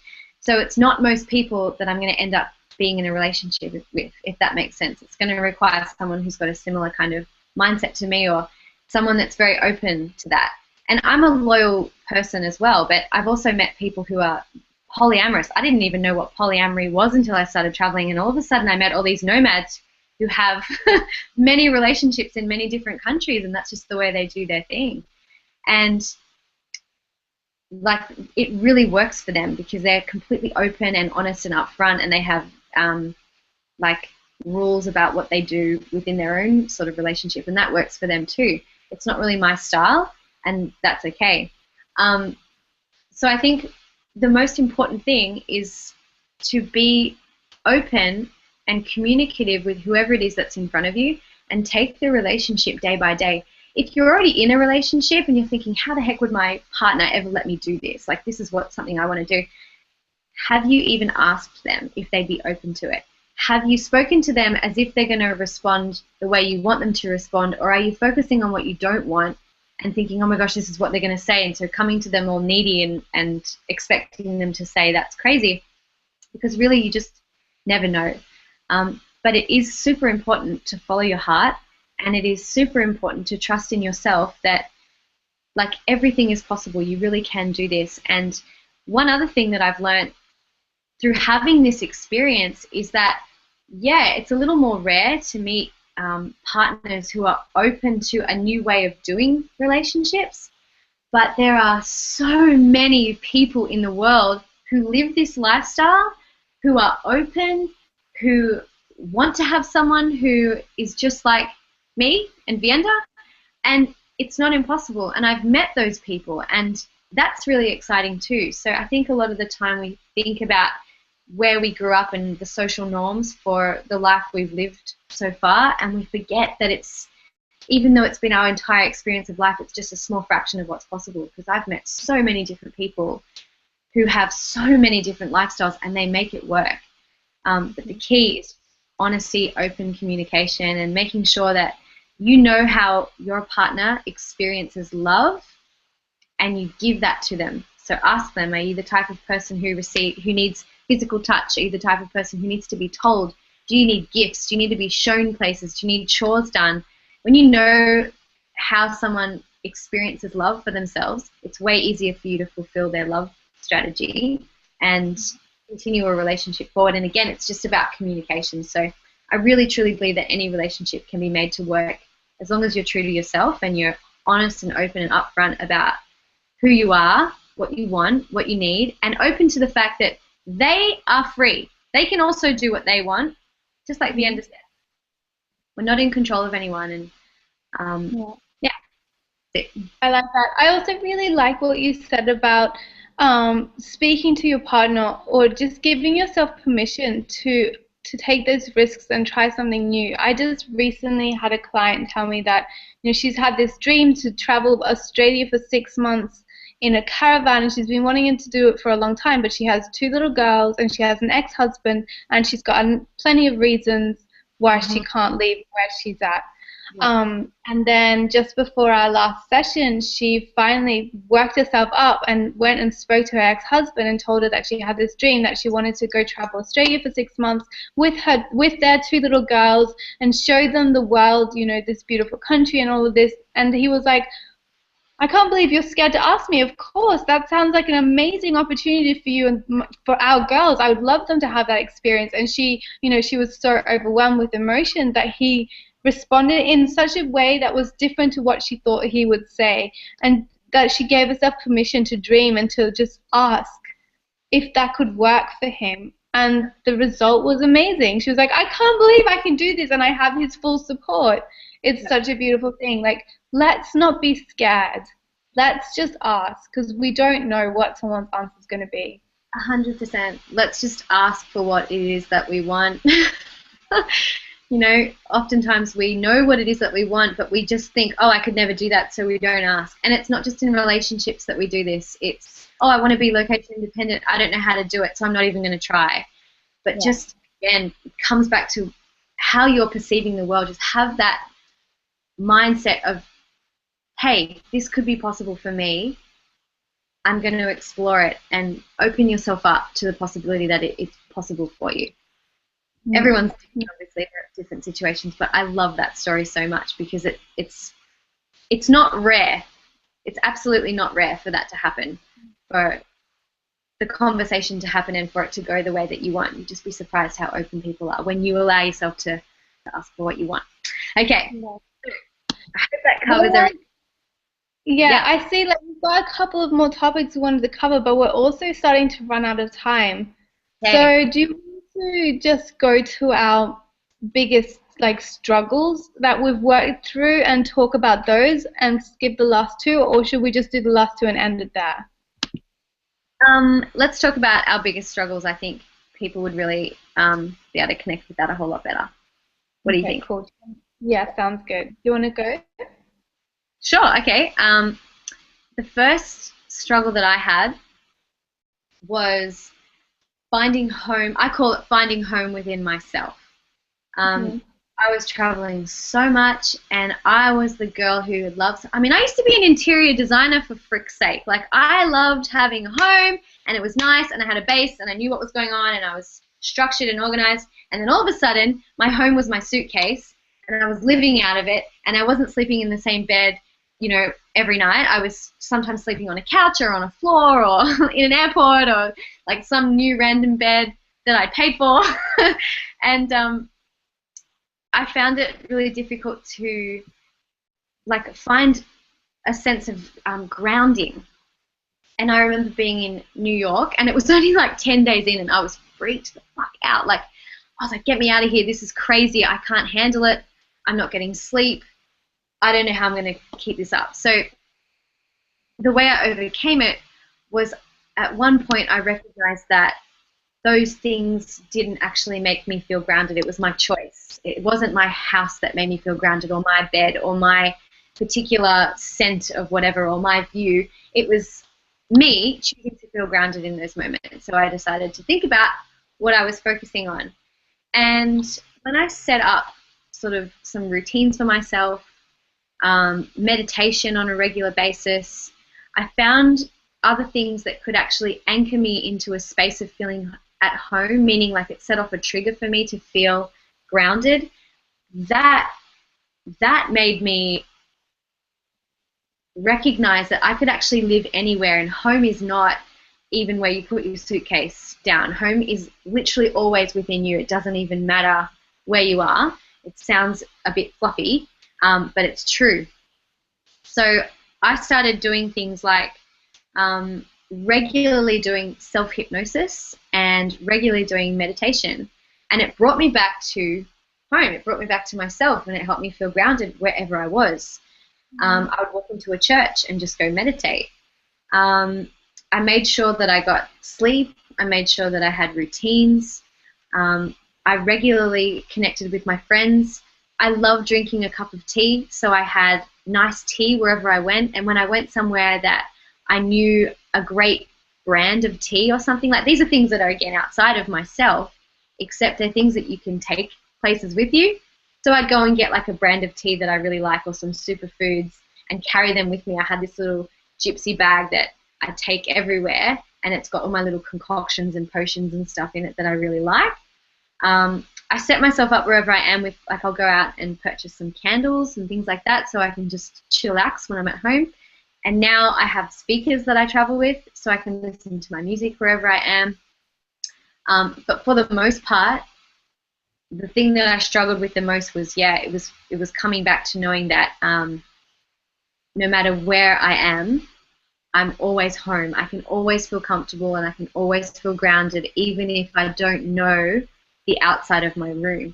And that comes with your own little routines and your own little anchors that you can set up for yourself. And I highly recommend thinking about the things that make you really feel at home right now, and getting creative with how you can replicate them when you're on the road. Some people travel with photographs of friends. Some people travel with photo albums. I don't like carrying bulky things. I love books, so I had all my favorite books, and I put them on my Kindle, which is really light. Just stuff like that. That was one major thing that I struggled with. But now, oh gosh, like, I can go anywhere and just feel totally relaxed and at home as soon as I get there, and it's so good. And the second thing was just this notion of, like, can I do this? Am I allowed? Like, I was literally living on the edge every single day, still am. Like, do I have permission to do this? Is this okay? Can I live this lifestyle? Can I do that? Can I extend my trip? Can I stay here? Can I launch this? Like, we're all making it up as we go. I always was, always have been. So are you. So is everyone, really. We don't have an instruction manual for life. And what I realized was nobody was going to roll up one day and give me permission to do all the shit that I wanted to do. Like, you have to give yourself permission to do it, and you just have to get started. And the day I realized that, oh my goodness, it was like I dropped all this baggage and just went, well, now what do I want to create? Because nobody is going to give me permission to do that either. So if I'm giving myself permission to do something, it might as well be what I really, really want. Yeah, but it took me a while. I literally was speaking to you and different coaches that I had on the phone, and talking to friends while I was traveling, and nutting out like what's possible and what's allowed to be done, and if it was okay, and if it was going to upset anyone. And I was always worried about what other people thought, so I don't worry about it anymore. Yeah, that's it. Oh, I love it. That's so good. I especially love the first one about feeling at home. It's so important. Yeah. Yeah. Yeah. Okay, I've got a couple of topics as well. The first one, I get asked this all the time, which is, how do I deal with judgments from others and family for this unconventional lifestyle of traveling so much? And it's such a good question. And I personally believe there's a much deeper underlying key thing to be looking at here, which is, why do you need other people's approval to live the life that you want to live? So that's what it really comes down to for me. Love from family and friends, real love, is unconditional. When they love you, they just want you to be happy. And they just want you to feel good. And they know that when they see you happy, they're happy too. If they're trying to use their love to manipulate you to be different to how you are, because you're bringing up their fears and bringing up their stuff, that's not true love. And we never, ever, ever have to seek the approval of others for doing the things that are important for us. The way I look at it is that even though we're all connected, each of us have our own unique individual life. And we can't live out other people's hopes and dreams and expectations, because then we'll never live our own lives. And we'll never be really fulfilled, and we'll never embody who we could possibly become and who we are, because we're always seeking the approval and trying to fulfill other people's ideas of what life should be like. And this happens a lot. Traditional parents do this quite a lot from a good-hearted place. It's not that they're trying to hurt us or anything, but they do have this idea, I want my child to be happy, and for him or her to be happy, they have to have a good job, get married, have a nice house, and feel secure, and that means happiness. But when we recognize that happiness is, Hayley said it so beautifully, happiness is a choice, and we can choose to be happy in whatever situation, and that we can choose to live life however we feel is best for us. It's so important to honor that. Why would you live your life for someone else? Is your life not valuable enough to live it fully, wholly, and completely for yourself? So when people judge me, it doesn't affect me, because I couldn't care less what other people think about me, because I am so happy and content with my life and the choices I make every day. It doesn't matter what other people say. And when they're judging me, that's their stuff, it's their fears. So if they're judging me because my life is not as stable as maybe a traditional person's life is, that's their fears about having an unstable life for themselves. It has nothing to do with me. It's all of their projections. So other people's judgments are always, always, always their own projections. It has nothing to do with you, and so it doesn't matter. I recently visited my mom, and we had a beautiful time together, but some stuff did start coming up where all her fears of security and stability started showing up, and she was like, when are you going to settle down? When are you going to be like this? When are you going to do these? When are you going to conform, essentially? And I was like, I don't know. Like, does it matter?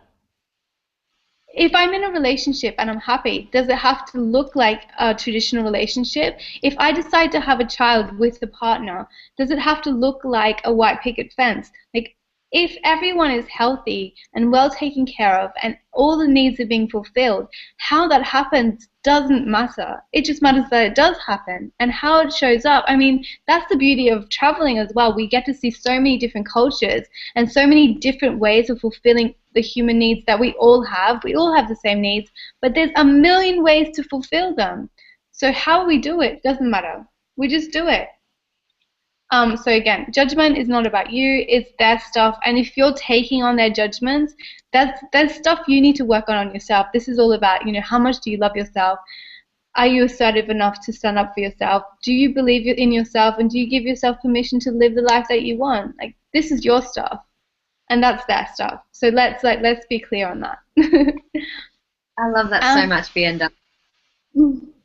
Awesome. My other point was, choosing where to go and when to go. This is also a really good question. I have to kind of start with the fact that I live my entire existence from a very kinesthetic, feeling-based place. So everything I do is based on how I feel. The first step is when I'm somewhere and I kind of get a calling. Like, I start seeing a place appearing in front of me over and over and over again. So it'll be like, for example, Bali, Bali, Bali, and all these people will start talking about Bali, and it kind of intrigues me. I'm like, oh, maybe Bali is calling me. Or, 6 or 8 years ago, I'd been wanting to go to India for 4 years, and I had this feeling that I wanted to go there, but I had to wait until it just fell into place. And it took 4 years before I could finally go to India because it finally flowed that way. So how do we choose where to go? I feel it. For me, it's very, very feeling based. It's about, this name popping up or this feeling popping up and consistently showing up for me, and I keep being intrigued and keep wondering and keep following those threads to see if they lead anywhere. And if they do, I end up there. It just happens magically. It's not like a big, massive planning thing. Excuse me. And the other aspect of that was, and when to go. Okay, again, when to go, it's a feeling thing. So either another place is calling me, or I can feel that my time in that place has run its course. And you can just tell, because when you're meant to be somewhere, there's a consistent flow of energy, and things are just happening. When they stop happening, it's because you're not in the right place anymore. And one of the things I do is, because I travel with my work, to give myself a little bit more structure, is I kind of create projects to be completed in each space. So I'm like, I'm going to be here for this amount of time. In that time, I want to get this, this, and this done. And when that's done, I'm ready to move on. So there's like, it's quite an intuitive way to live, and it's very much based on what's happening. So it's internal and external events and how I feel. But for me, it's the best way. I'm not a planner. I can't go, in 2015, in March, I'm going to be here and here. I have no idea. I don't even know where I'm going to be in December. So, yeah. That's a nice feeling, though. It's nice to know things will just unfold, and they always unfold the way that they should. But if you are a planner, it's okay to plan as well. Yeah. Yeah. Yeah, it's getting to know who you are is the most important part of life in general, no matter how you choose to live it. If you plan, I love planners because they plan stuff, and I'm like, oh, cool, you've got these things planned. Well, maybe I'll see you there. Yeah. I think it's awesome. Just get to know who you are and honor it. There's no wrong or right way. There's your way, and if it works for you, that's the best way.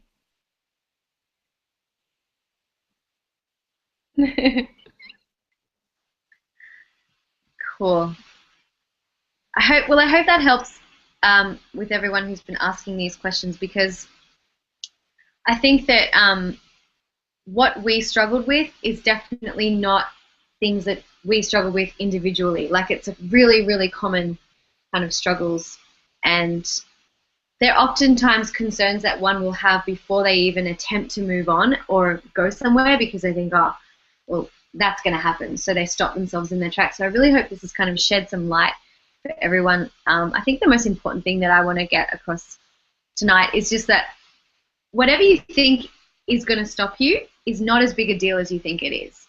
And this, you don't have to know as much as you think you need to know before you can go, because most of these things that we're talking about is about really knowing yourself. And the only way you can really know yourself is to go.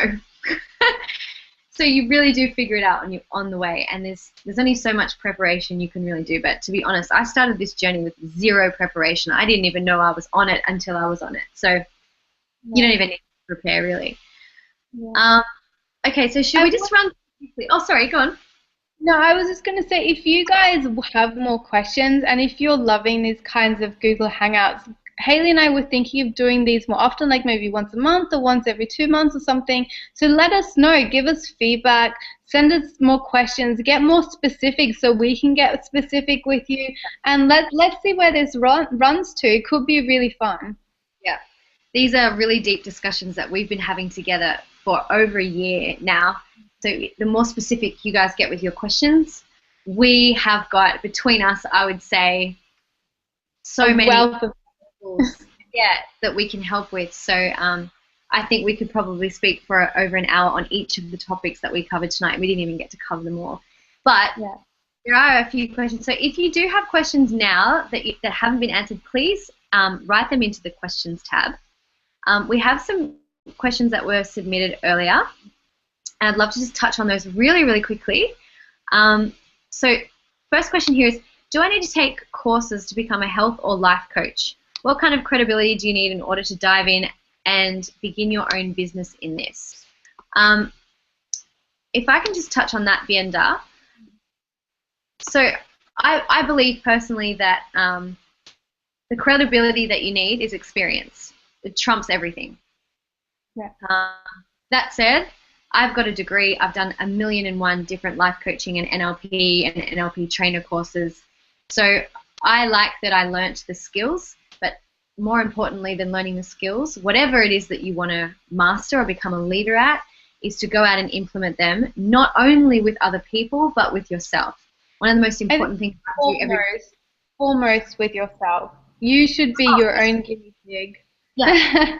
Be your own guinea pig. Like, my belief is that I'm here to be just like a guinea pig example for what's possible. So I've put myself in situations that are way out of my comfort zone and see if I can do some organized chaos, if that makes sense, with myself. And I have a meeting with myself once a week, every Friday, and I ask myself, why am I not where I want to be? And then I use all the processes that I use with clients on myself. So that is the most important thing. Now, there are 1,000,001 different courses you can do out there. I don't know them all. To be honest, most of the courses that you can do, the certification is worth the piece of paper that they get printed on, because there's not really governing bodies for this type of work. But loads of people have said that.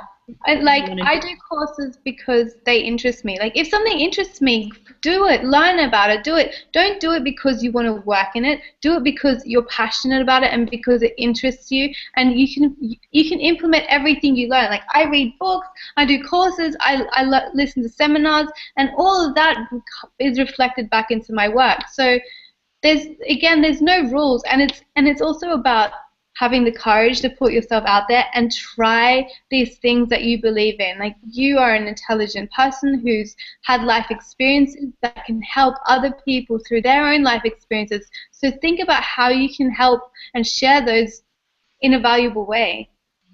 Yeah, totally agree with that. And if coaching and that sort of avenue is something that you really want to do, there is no right or wrong way to go about it. So if you need to learn the skills, find a place to learn the skills and pick the one that feels right for you. Don't go off everyone else's recommendations or what they did, because there are 1,000,001 different ways to become a life coach, and your journey is your journey. Following someone else's system never works. So I hope that answers that question. Oh, okay, this is a really good question. Are you ready? Yeah. Are you ever worried about running out of work or funds? Do you ever feel stuck or lost with where to go and set up base? Oh, this is 3 questions. How do you keep on top of work while you're away? So I think we've covered the second 2 parts of that question. Do you ever feel stuck on where to go and set up base? It's, Vienda kind of answered that when she said, when it's time to go. Do you have anything to add to that? Not to the when you know where to go, but definitely about being scared about having clients and money. Yeah. Life is life, And it doesn't matter whether you're traveling or sitting at home in your cozy apartment. Part of having a business means sometimes that your business is changing, and so the clients and funds are changing. And when you're anyone who runs their own business knows that it tends to be a bit of a feast and famine kind of situation, where sometimes you're earning a lot and other times you're earning less. And sometimes you have a lot of clients and sometimes you have less, and maybe it's because the structure of your business is changing, or because you are changing, or because you're learning new things or implementing new things, or like that's just the nature of being in business no matter what. Yeah, 100%. I had so much fear. I used to have so much fear all the time of running out of money. Oh my gosh, it was my biggest fear. Um, these days, I just decide not to focus on it. Again, it comes back to what you're focusing on. Like, I could be afraid today of running out of money, but if I had a job, I could be afraid that the world was going to end or that I was going to lose my job and run out of money. It's just all about. Exactly. Lots of people who have jobs are really afraid of losing their job, and so it's not any different. Yeah. So if you're feeling that fear, it's completely normal to feel it. Everyone feels it. Even the most successful people who make millions and millions of dollars a year feel a fear of running out of money and losing everything. It's natural. What's most important is what you're focusing on. So focus on what you want. Focus on creating things. Focus on expressing yourself. Focus on showing up, and focus on being who you need to be to make what you want happen always. The fear will never really subside. It's just an illusion, and it should keep you forward. So yes, the answer is yes. Are we ever worried? Yes. Does it stop us? No. Yes.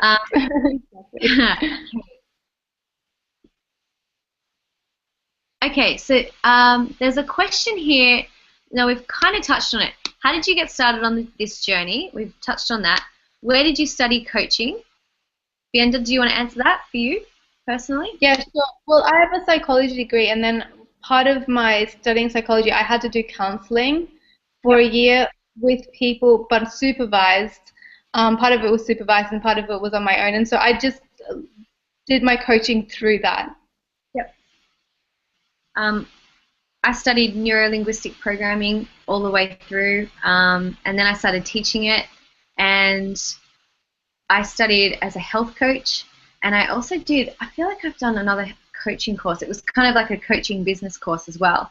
But the company I studied NLP with no longer exists. I've then studied it with another company called scaryandexciting.com, which is my friend Pete. If you want to learn NLP, that's a great one. We can give you all the links. And then I studied health coaching with IAN. I don't really use any of that stuff, though. The stuff I learned at IAN, it was just more for my own personal interest. She says here, I have the biggest desire to get into the field, which is obviously coaching. I've had roles which incorporate coaching in them, but I don't know where to start. I know that the Monday to Friday 9 to 5 routine is not me, but I need inspiration to make the transition easy. This is a great part of the question. Well, I don't know.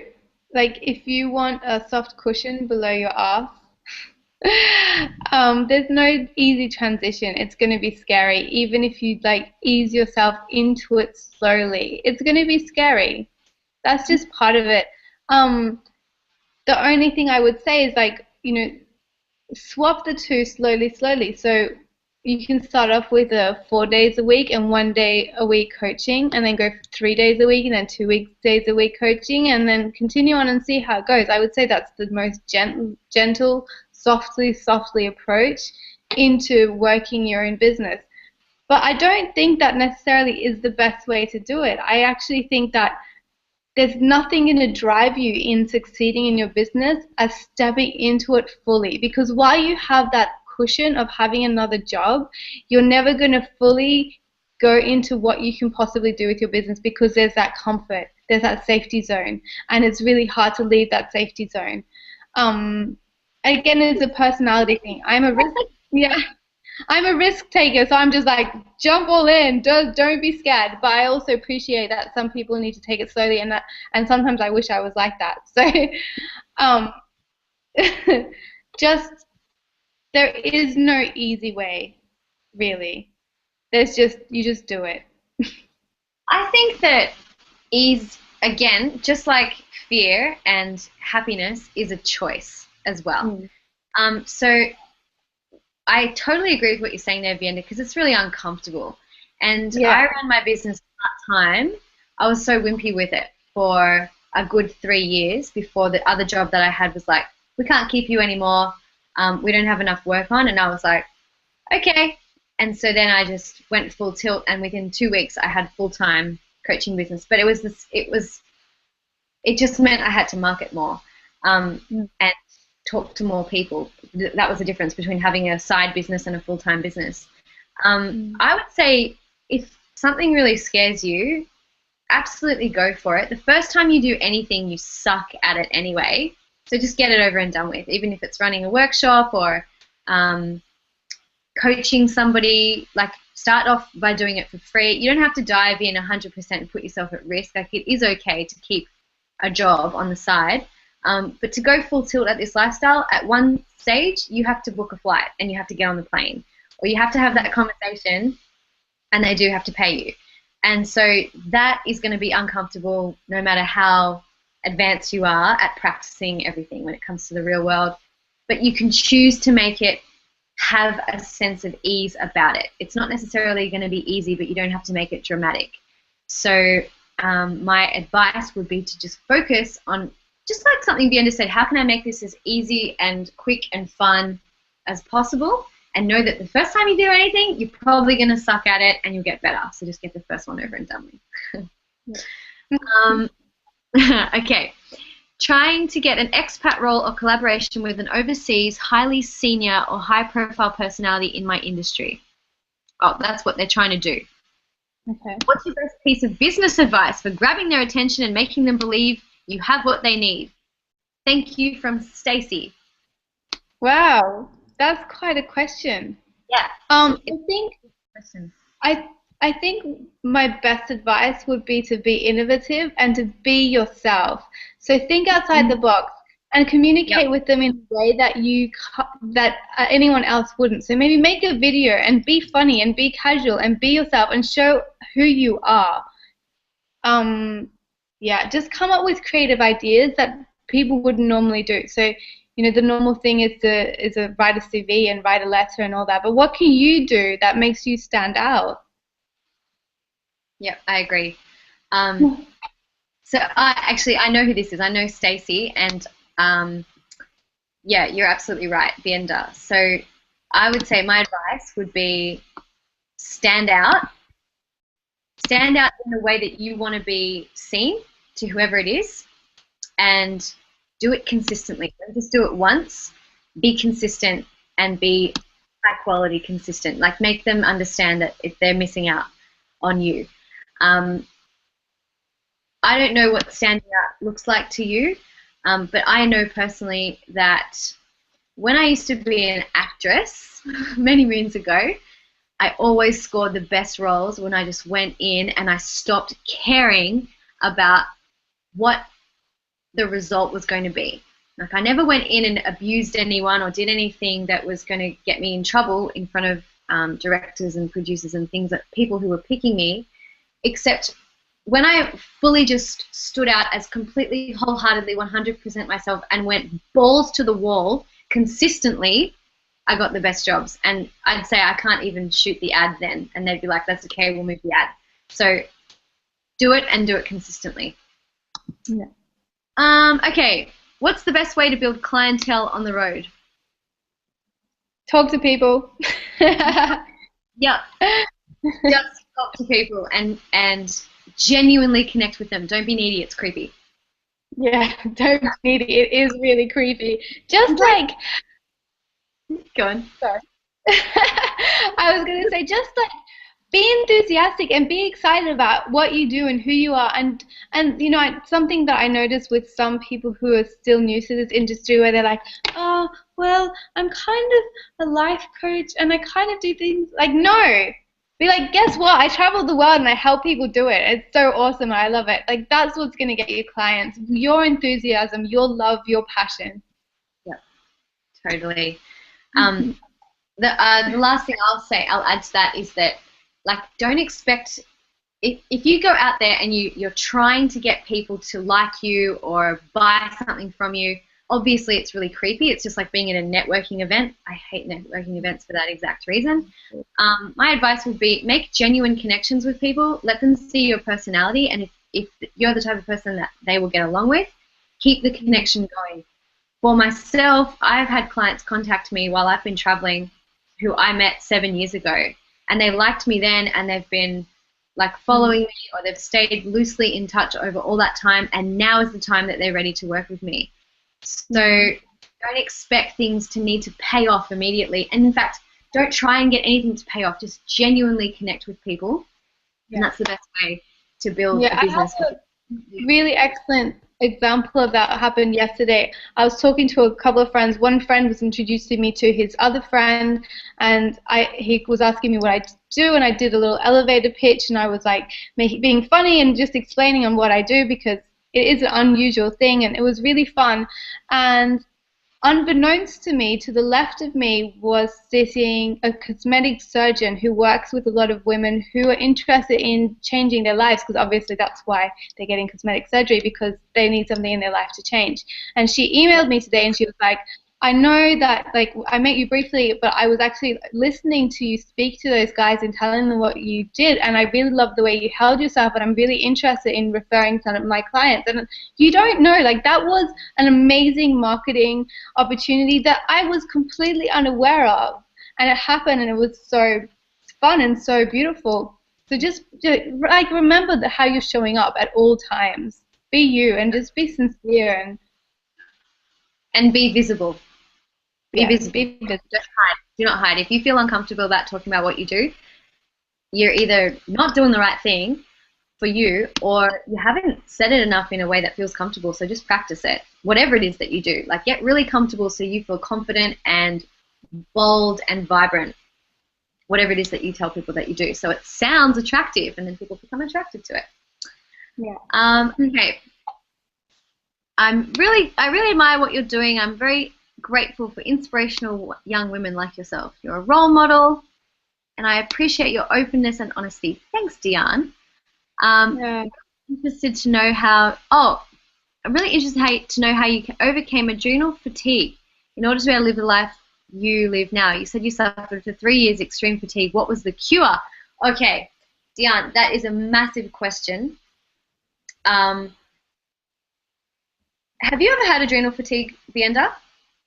I've not, no. I understand what it is, but I've not experienced it. Yeah. Okay, so this is something that, there's a lot of controversy about what it is and how to cure it, and I think that would be a webinar all in itself. In fact, that would be hours and hours and hours of conversation. Yeah. For me personally, Hayley is working on creating some resources for you guys. I am. So, like, hang in there. She's bringing it all out for you, because it is a huge topic. We can't answer that in 10 minutes. Yeah, but what I will say though is that you have to start to understand your own body, and that comes back to this gypset mindset. Like, you have to start getting to know yourself and knowing what you need and what you want and what's right for you. And that's the beginning. It's understanding what it is that you need. Because the reason why I got sick was because I was doing everything for everyone else. So I would love to answer that further in depth, but I'd like to cover that somewhere else, so that otherwise we'll be here for hours. But thank you for that question. Okay, what are some of the advantages and disadvantages? Sorry, what are some of the disadvantages of living and working in this way? What are some of the advantages? What are some of the overheads you'll have starting a business that provides freedom? Suppose a website, but what else?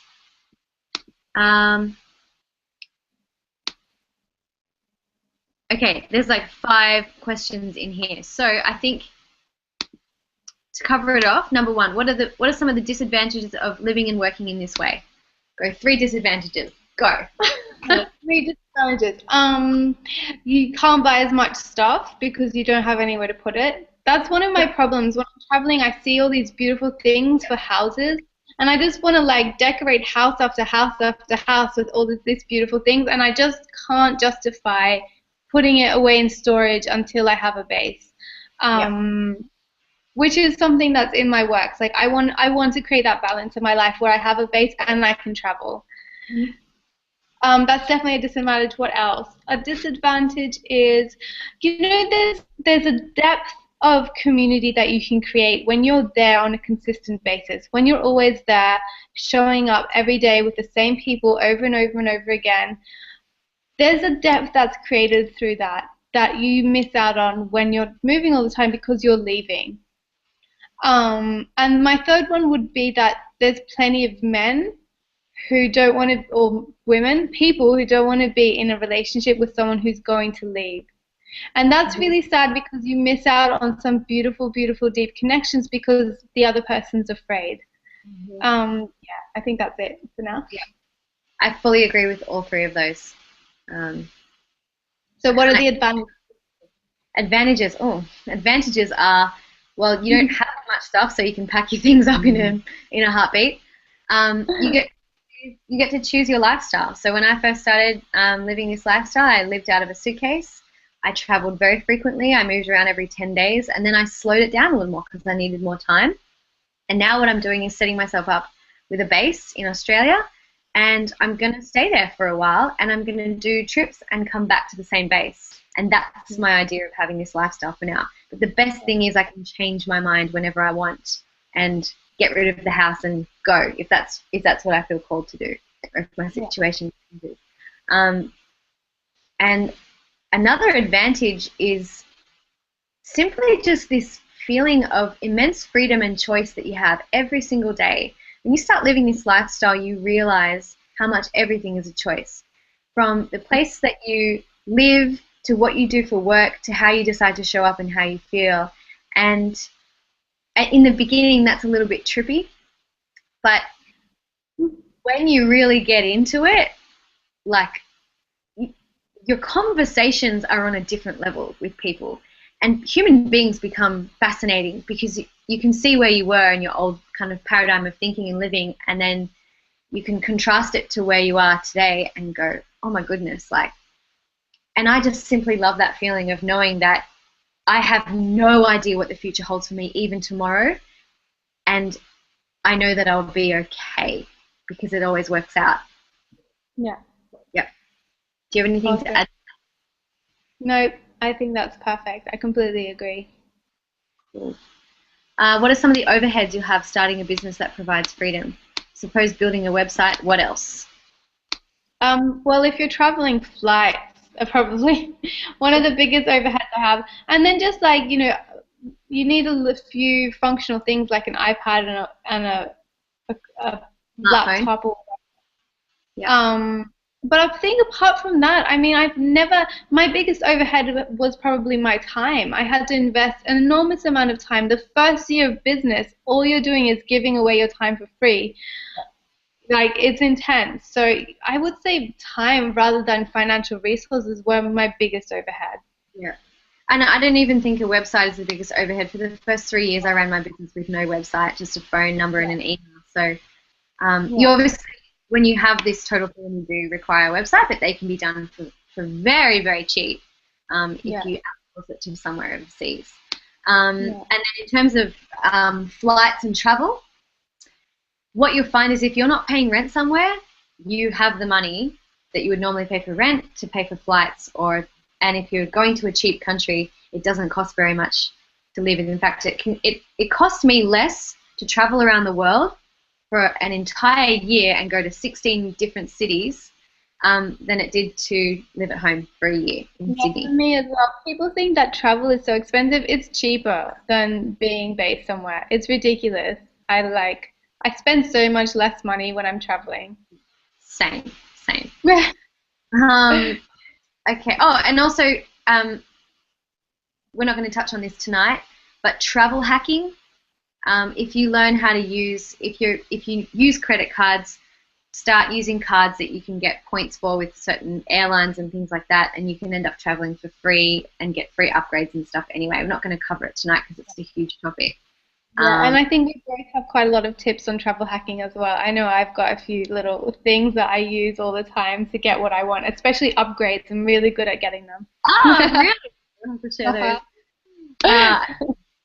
So there's a couple more questions. Let's say your target market isn't very social media savvy. What do you do?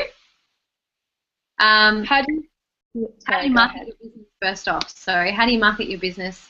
Let's say your target market isn't very social media savvy. So I'll just go back to what I said before. I didn't have a Facebook page or like anything. I just had email and a phone number. And most of my clients do not come from my website, even as it stands. They come from me going out there, being myself, and having experiences, saying yes, meeting people, and really connecting with them on a genuine level. So don't let social media or your website or whatever be an excuse for you to not start doing stuff. Just reach out. If you've got an email address and a phone number, you can start, especially if it's something like consulting or anything like that. Yeah, I wholeheartedly agree with you, Hayley. Like, don't let those ideas and paradigms hold you back. Find solutions. Like, these kinds of problems, they're not really problems, they're actually just a really awesome way for you to find a new way of doing things, which is what the world needs. We can't all be doing the same thing. We're not going to go anywhere that way. Yep. I love that. That's cool. Okay, what are the most important factors to consider before going this route? Route? I don't know how to say that in English. It's an English word, but whatever. What do you think are the most important factors to consider? I have no idea. Are you trying to be practical? Is this person trying to be practical? I guess, I mean, if you're traveling somewhere dangerous, get travel insurance. That's a really cool thing to do. Yeah. I don't think there's anything really important you need to consider. It's all very, very simple. Okay. I do have an answer. Ask yourself, if you already have a business and you're like, okay, what do I need to consider? You do have to consider things like, what do I do on a daily basis that I don't currently do on my computer that I need to do regularly? Like, and how can I make that work paperlessly or on my computer? So can I get things sent to my email as opposed to my postal address? If I'm working on the phone with people, can I swap them to Skype or Google Hangouts? What equipment do I use on a regular basis? And can I make 2 or 3 or 4 things function in one piece of equipment? How much do things weigh? That's just in terms of packing. But other than that, don't let preparation get in the way of you getting on the plane. You should have seen how much shit I was carrying with me. The first time I got on the plane, I had this massive computer and a suitcase full of everything I could possibly be prepared for. And I basically returned to Australia to surprise my family at Christmas, 8 months after I left, with an empty suitcase. You know, I started shedding things. So I'm going to kind of call you out on this question. And there are things to consider, but they're normal things you would consider before traveling. Don't let preparation paralyze you into just taking action. I think the most important thing is when are you going to get on the plane, honestly. Start making it happen because you can dream about it for years. I dreamt about it for a decade before I went, oh, hang on, I've just got to book the flight. Okay. Yeah. So this one's, okay, what businesses could use this approach in your opinion? What kind of work? I think this is basically asking what kind of work can people do? Anything service-based, I would say. Anything service-based, I mean, products can be more challenging, but if you can move the products along with you, or if you're organizing someone else to manage those products, I can't say that there's many jobs that you can't do because of the internet nowadays that you can't take with you. And I read this book, you may have heard of it, The 4-Hour Week by Tim Ferriss. Yes, thank you. And he says there's no reason why you can't take your job traveling as well. So if you have a job that you love with a company that you love, talk to the people. If you're good at it and you're consistent and you show up and you do your work, why not have some kind of agreement with them where you can go away for 6 months of the year and do your work away from the office? All they need is for you to show up and do your stuff. as long as that works for you, why not? Like, we don't all need to be self-employed. I don't think that works for everyone. I think it only works for certain type of people. And having a job with a company where you still have the freedom to live the life that you want, why the hell wouldn't you do that? So, I mean, there's so many different solutions and ideas out there. Yeah. Just start with where you're at. Where are you at right now? And how can you make where you're at right now work for you to go in the direction where you'd like to be? Totally agree. And I love this question because it wasn't until I actually got on a plane and started traveling that I ended up in places where heaps of people who live this lifestyle are, and they're all doing it differently. I have friends who, they only wanted to do this lifestyle for a couple of years, so they moved overseas and got a job. It was a cash-paid job doing construction work in people's roofs for a couple of years. Made lots of money, and on the weekends just traveled to different places around Europe. I know other people who they simply say, I work for myself, and they do whatever the heck they want when they're traveling. They just work in cafes and whatever, doing their thing. I know other people who have left their jobs but actually started contracting to their old job. So they can essentially do their work from anywhere, but they're doing the same job. It's just under a different structure. And I had a client who came to one of my workshops who she was in a really, really, really high position in a law firm. She wasn't a lawyer, but she was, I think she's in law marketing. I never understood properly what the title was. But she told her work, I'm going, like I'm quitting. I need to go and do this for myself and travel. And she'd actually saved up money, and she was going to go for like a certain amount of time and then get some work wherever she went. But her work she was so surprised. They said to her, when you come back, there will be a position for you. So go and do your thing, and when you come back, we'll have a position for you because we like you so much. So, you know, be open. Anything can happen. And just like in the relationships thing, talk to your employers in the same way. Like, speak to them as if they're going to say yes. Don't position it like you're doing them a harmful thing. I mean, this is the way businesses are going. Everything's going outsourced. You know, people are outsourcing things to India and China and all that sort of jazz, and the Philippines already. So it's not an unnatural thing, but there are some industries where it's a little bit slower, but this is literally where it's going. So don't be afraid. Yeah, everything is an option. Yeah, I like that you said it's jobs too, because it's so true.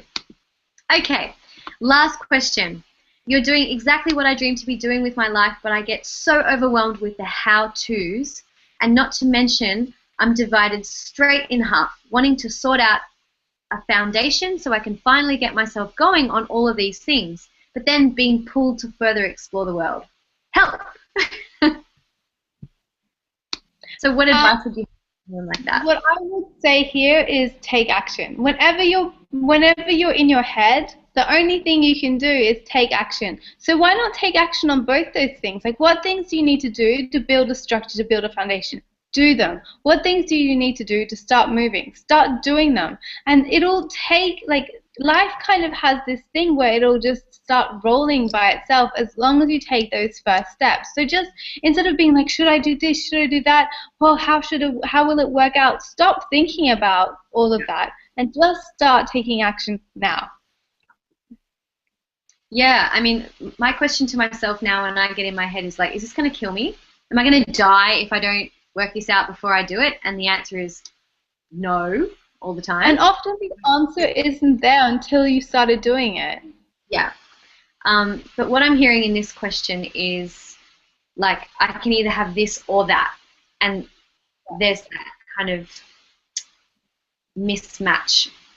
So ask yourself how you can have both. And you can.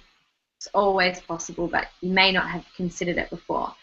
Yeah, and then take action, because even if you want to build a foundation, it may take a while to build a foundation. So why not travel while you build a foundation, and then you get to experience both? That's definitely what I'm doing. Yeah. And also find a way to feel like you have a foundation even when you don't have one. So find home within yourself. Work out what it is that makes you feel secure or safe, or whatever a foundation is going to give you. And give yourself that while you're building it. And you don't have to be in one place to do that. everything is mobile. Okay. That's a good answer. So that's all the questions that we have tonight. We've gone a little bit over time, my goodness. But that's it. So thank you everyone who's joined us tonight. Thank you to everyone who has asked us questions and been chatting to us. Thank you if you showed up last week with your cup of tea in hand and you were counting down. And it's so nice to connect with you tonight. We're going to send you a recording of this. We're going to send you any of the resources that we've mentioned tonight. And if you'd like to see this happen again, we are so open to doing this and doing it in more detail on a regular basis. Just say the word and ask whatever you want, because I'm an open book, so is Vienda, and we would both love to see more people living this kind of lifestyle. So get specific, ask questions. And thank you, Vienda. Thank you for meeting up with me tonight. Thanks for doing this with me. It's been so fun. Really has. Such a pleasure. Well, you know that I always love working and playing with you, so such a pleasure. Okay. Thanks, everyone. We're going to close it off for tonight, and we'll see you really, really soon. Thanks. Bye. Thanks, guys. Bye.